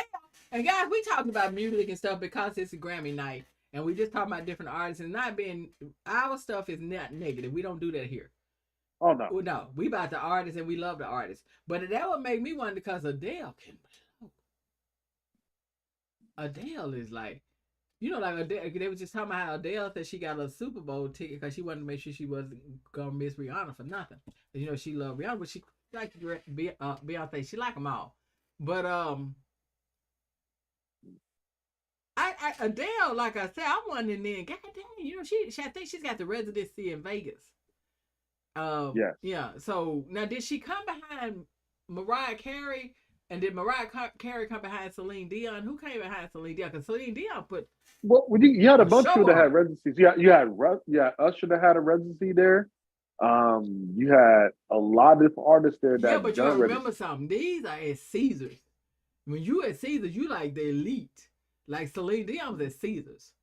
Her tickets were not that crazy though, because I think the tickets were like, they weren't that bad. A good seat at that time, I think, was like, I don't want to lie, I think it was almost 4 something. It was like maybe like $4.25. And then if you had like the season awards, you probably got like a discount. Yeah, but if not, at that time. But I just want to know who that. But I'm gonna tell you something. Even if you felt like you shouldn't have got the ticket, when she performed, when you left, you felt like just her energy and how she left it. I don't see why they wasn't carrying her off the stage. It was such a heck of a performance. Seriously. So you really did leave like, where you going? I gotta tip her. That's like somebody cook you the whole meal and just throw everything in perfectly. Then when you get down to that dessert, Ross, it's just mouth watering. You like, oh Lord, now I got to tip you. It's not anything negative, but I've always just thought to myself before I even heard of like concert ticket prices this crazy. But I remember as like a teen, I used to think to myself, like, there's no one in the world that I'm willing to pay, X amount. I don't, obviously it's some years ago, so it was cheaper, but there's no one in the world that I want to see that I would pay like ridiculous amounts of money to see. It's just, I can't justify it. That's what it comes down to. I cannot justify $400, $300 to see a human being perform, play music, play sports, whatever it may be. I just can't. I gotta disagree with you on that, Ross. Like, I still to this day wish I could have got a ticket to that Kobe last game. That Kobe very last game at Staples Center, aka crypto.com, I wish I could have been there. Because if I had the money and the means, I would have loved to been at that one. That's worth the money. That's what I mean, how much was it though? Well, how much was like the top of the Staples last seat furthest away from the court? How much? If that was, I think 200 might have been my bar for something. You just said your bar. Right, but let me ask you this, Ross. Say your bank account though right now was probably about $5 million, and you had a chance to go to the Super Bowl, but it was gonna run you about $6,000. Would you do it? See, it's the principle. I don't That's really good. don't. It's the principle. That's negative. I like you said that. Okay. Oh, for real. That was awesome. Because who was that?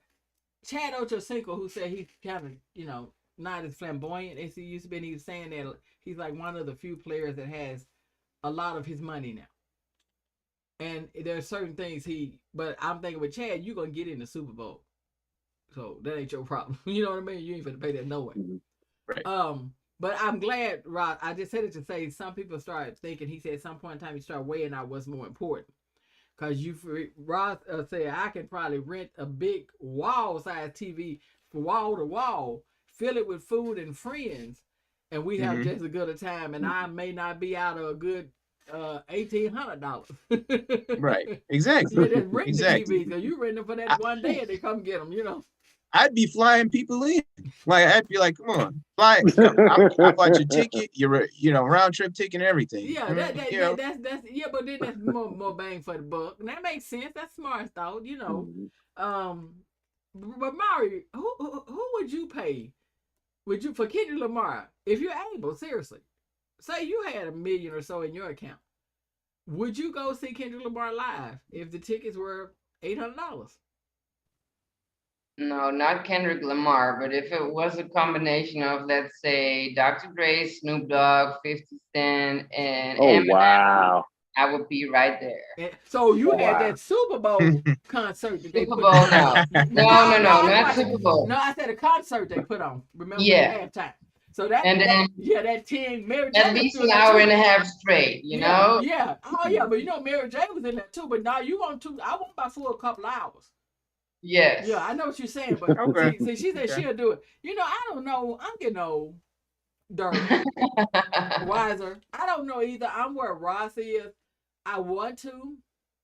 I would love to. Like I need a bank account first in the first place. So what are we talking about? Yeah, because I think the person that I would do that for, if I did it, I would think about doing it, would be Adele.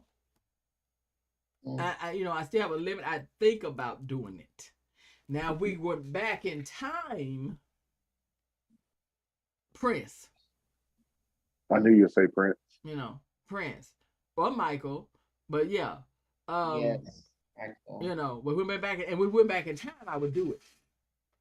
In this day and time, as much as I really want to sit back and really enjoy Adele, I would probably bank my luck on when she's in Vegas now, but I'd be waiting on the, like Usher on those tickets a little different. They're good tickets, but it's not negative because you're good.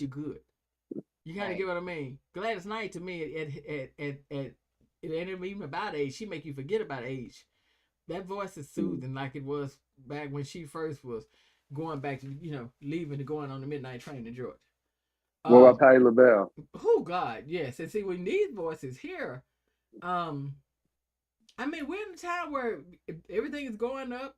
A lot of things are happening, and more money makes you spend more money. And you get to that point where if you can do it, this may be Bae's last concert. We don't even know. So it may be really a reason. She may know she finna really set it down, unless it's just special appearances. You understand what I mean? And if I'm going out with a bang paycheck and all. Well, you see, her schedule's not that much, and she's doing all stadiums. Yeah. She's not doing arenas. She's smart. She's doing all stadiums, which is at least a minimum, 30,000, 40,000 people. I saw in the comments of Dutch people on the concert that she's going to give in the Netherlands that they were all like, oh, no, not the stadium. The sound sucks over there. And then, the acoustic is obviously also different in a bigger space. So, I mean, quality-wise, you don't get the best sound in all these big-ass stadiums. I'll say it again. This is the time of life when you be happy that the children are grown. They want to go see. I've always enjoyed those smaller venues, that the ones that are a bit more personal. Seems like when you're right there, where the you're in the stage, like where the stage, that seating right in front of the stage, and it's not seating, it's just that general admission in front of the stage. Right. Is I mean, you can touch the performers. Like there's, I don't know, the acoustics are better. That would be worth $700 to sit in an intimate setting and then listen to Beyonce sing. That would be a different $700 than to be one of thousands of people. Yeah. Very true. Hey, serve me a dinner. If you're gonna charge me that much, at least let me have champagne. They talking about swag back now. Give me seriously. Let it be a kind of concert where we got like at the Hollywood Bowl, where they got a place where you can order food and you and people friends are there. You got champagne. You can have your cheese trays, your sandwiches, even a meal. Give me dinner and a show at least. Well, let me go. Give me at least something to eat. Or dang, let me go backstage and get some pictures with you or something. Right. I'm just saying, but that's the I'm from the, We'll see what's gonna happen. I'm from the New Edition time. What do I know? I'm with Mary J was really strong with Puffy, and Real Love was bumping, and you really, and Jodeci was telling you about all his life. She was like his mother, like his brother, all his life. He know about, girl, you do somebody, you like my sister, like my mother, like my brother. I said, she must be some special woman. Everything to her. So I'm from that era, and the concert tickets, the most you paid was about $100. Yeah. That's you still got a good concert. Like you had a good time. You were in a good seating area.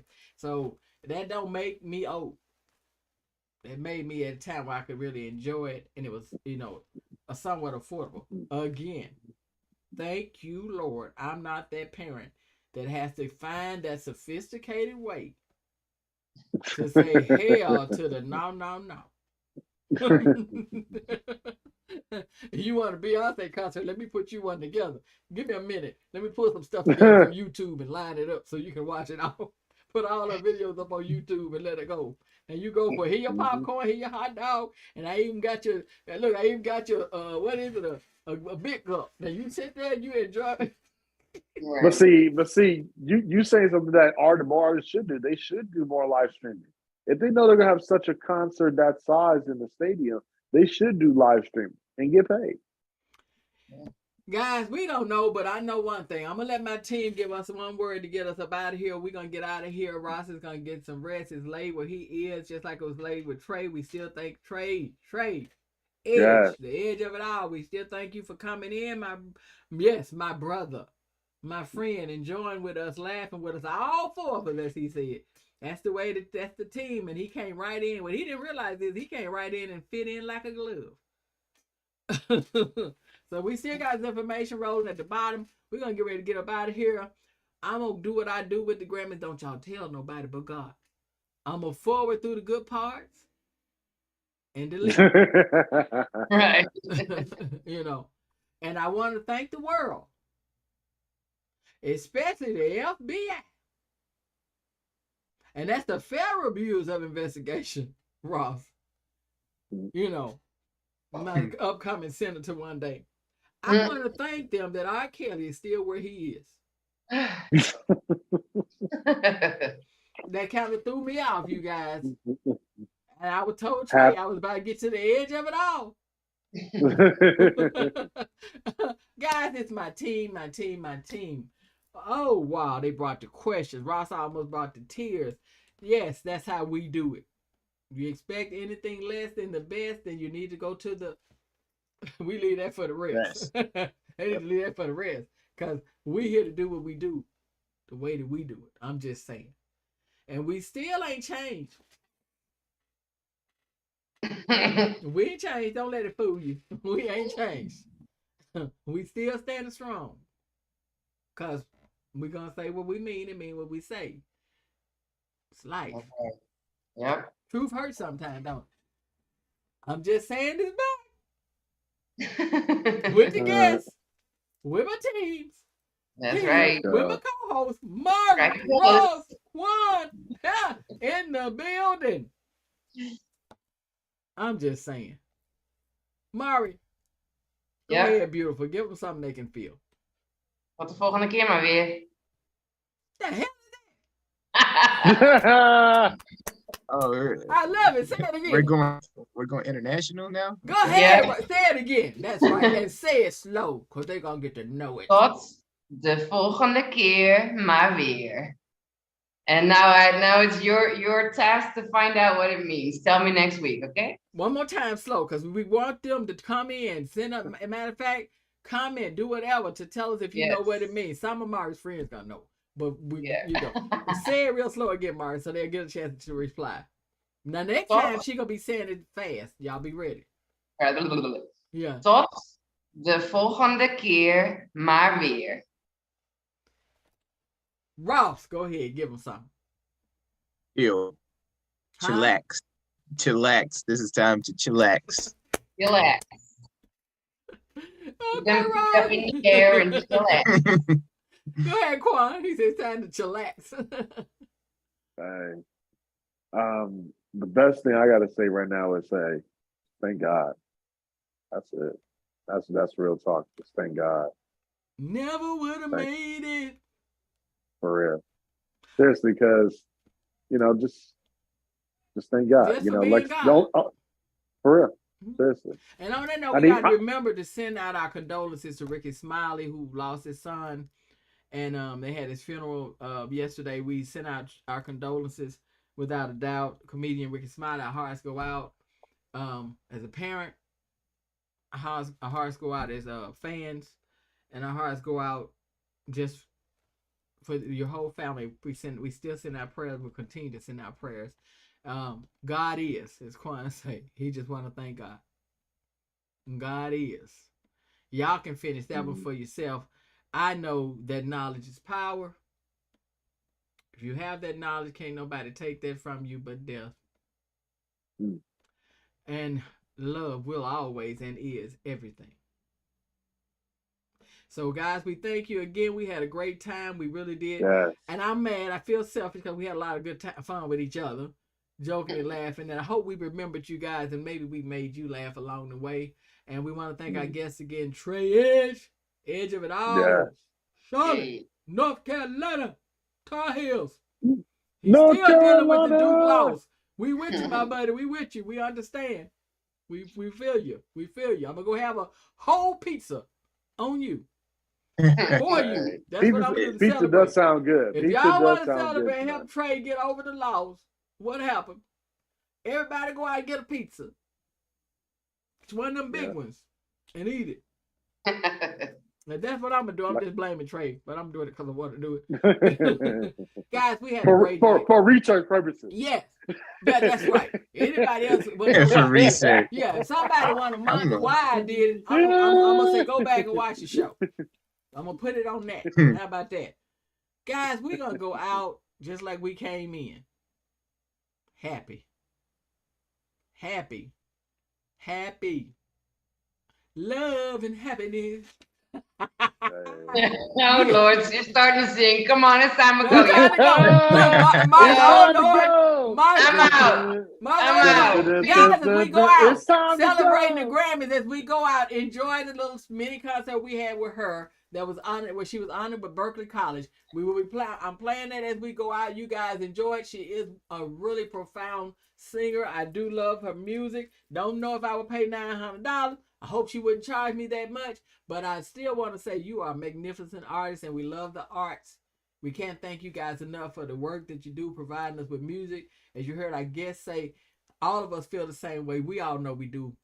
If it's rap, no matter what kind of music it is, if we going through something or we feeling something, sometimes we can get caught up in that music and then it transcends us and takes us away just for a minute. It's not but for that minute. So it is also, it's empowering without a doubt. Guys, we are out the building. My team wants to say good night. My co-host. Auf Wiedersehen. Oi. Hasta la vista, baby. Buenas noches. We out.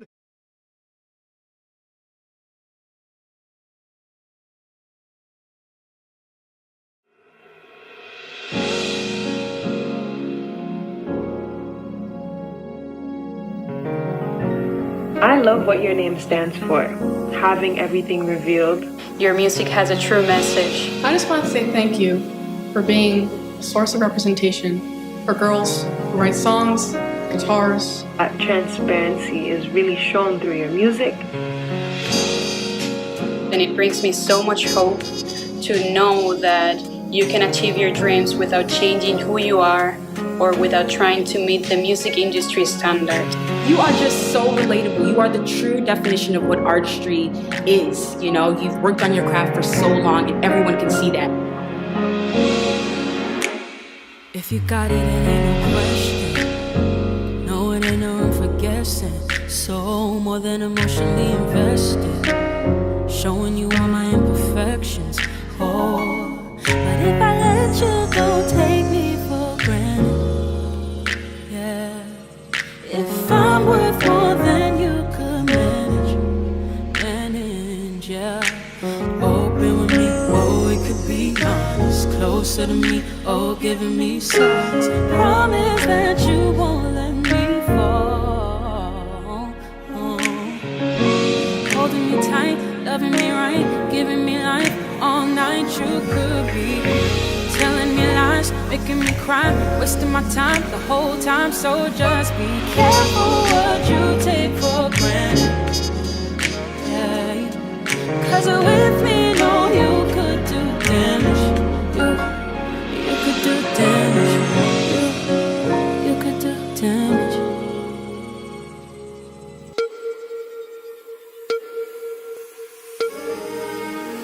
Mess with a real one, one in a million. Don't let a lot of people in, but you get admission.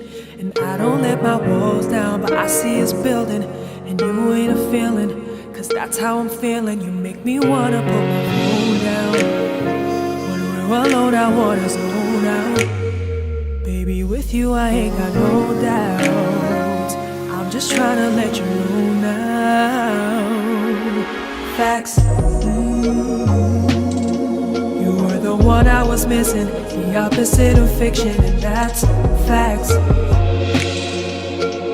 Ooh, it's a given, I don't care about opinions, that's facts. Facts. And that's facts, yeah. You were the one I was missing. Seeing you with your ex, I see you still about your old ways. Might just see him for the weekend, you say that's a cold play. I be feeling triggered, I don't know how to let it go. Really you ain't, and I know I'm too emotional. Hey, putting me through it, he's the only thing that's been getting getting me through it. He be coming through with it, and I hope you cool with it. I just met your roommate, for him I'm out to do this, doing me. Back up on some new stuff, everything in between. I'm out here getting stupid, I'm done being exclusive. And you know the truth is that this is useless. I'm back up on my board, back up on the scene. Out here acting foolish like I'm 17. I just bought it new, it don't need gasoline. I just sing it new, it boosts my self-esteem. Back up on my board. I was always trying to figure out who I was as an artist. Didn't imagine that my fear and that my pain would turn into impact and it would possibly turn into change. And I think that's what this is about, and that's why I write music. That's why I do this. So I'm so grateful.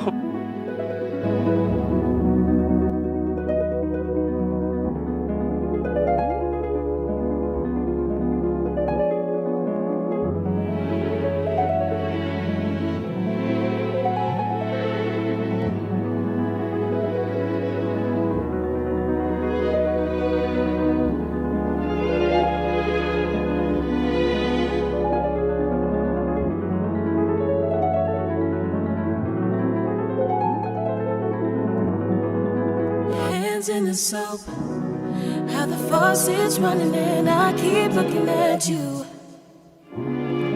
Stuck on your phone and it's stuck in your zone. You don't have a clue, but I don't wanna get up. Baby, I just want you to get up. Lately, I've been a little fed up. Wish you would just focus on me. Can you focus on me? Baby, can you focus on me?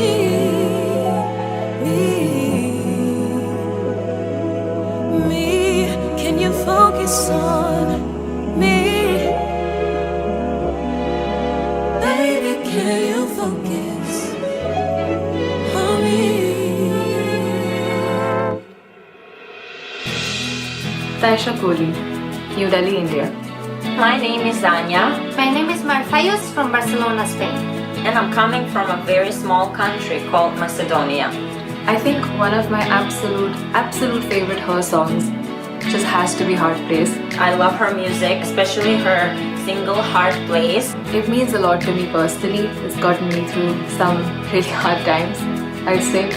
I remember listening to her a couple of years ago and I was like, wait, who is this person? I have to know everything about her. She has become a real role model for new generations of female musicians. Being in this place right now, that I can express to you, your music has reached us, all of us. It's reached so many corners of the world. You are extremely loved here from New Delhi, India. I love her open soul and her uniqueness. I love her.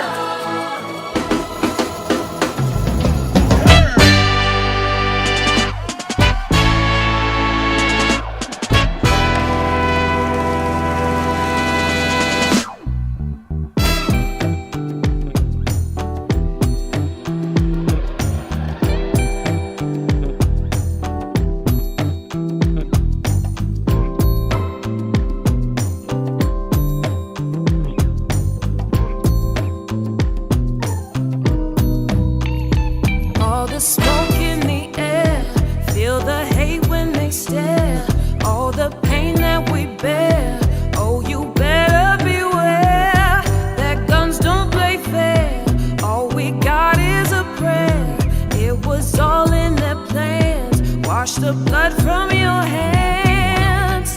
Freedom from my brothers. Freedom cause they judge us. Freedom from the others.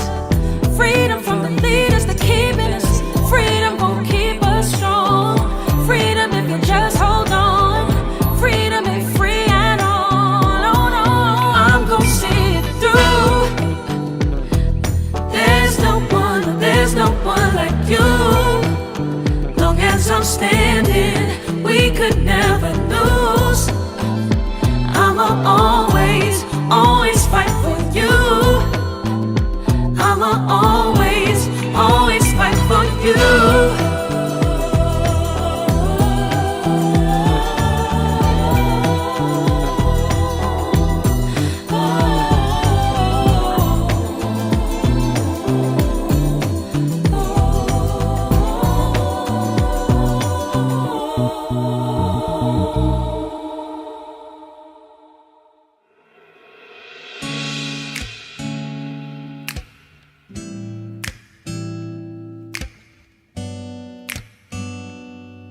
Hey, you don't know, babe, when you hold me and kiss me slowly, it's the sweetest thing, and it don't change. If I had it my way, you would know that you are. You're the coffee that I need in the morning. You're the sunshine in the rain when it's pouring. Won't you give yourself to me? Give it all. Oh, I just wanna see how beautiful you are. You know that I see it. I know you're a star.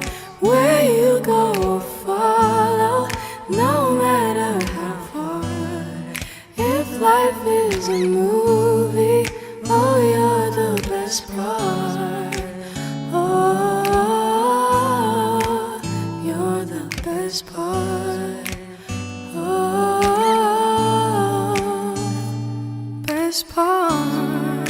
It's the sunrise and those brown eyes. You're the one that I desire.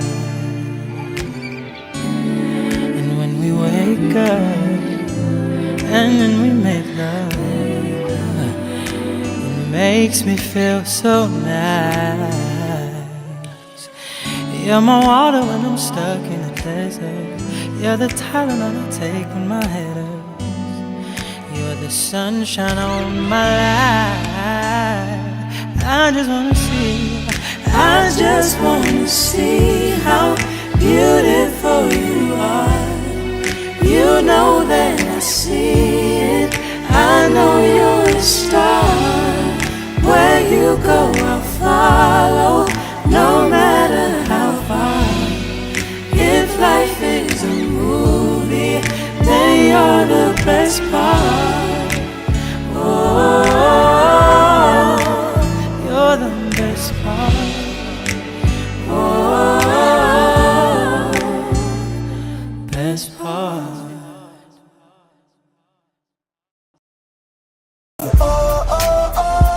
They say life is what you make it. I'm a legend in the making. I know just what I'm made of. They say life is what you make it, yeah. But I'm a legend in the making, yeah. I know just what I'm made of, yeah, yeah. They say life is what you make it. But I'm a legend in the making. I know just what I'm made of. They say life is what you make it, yeah. But I'm a legend in the making, yeah. I know just what I'm made of, yeah, yeah. They say life is what you make it. But I'm a legend in the making. I know just what I'm made of. They say life is what you make it, yeah. But I'm a legend in the making,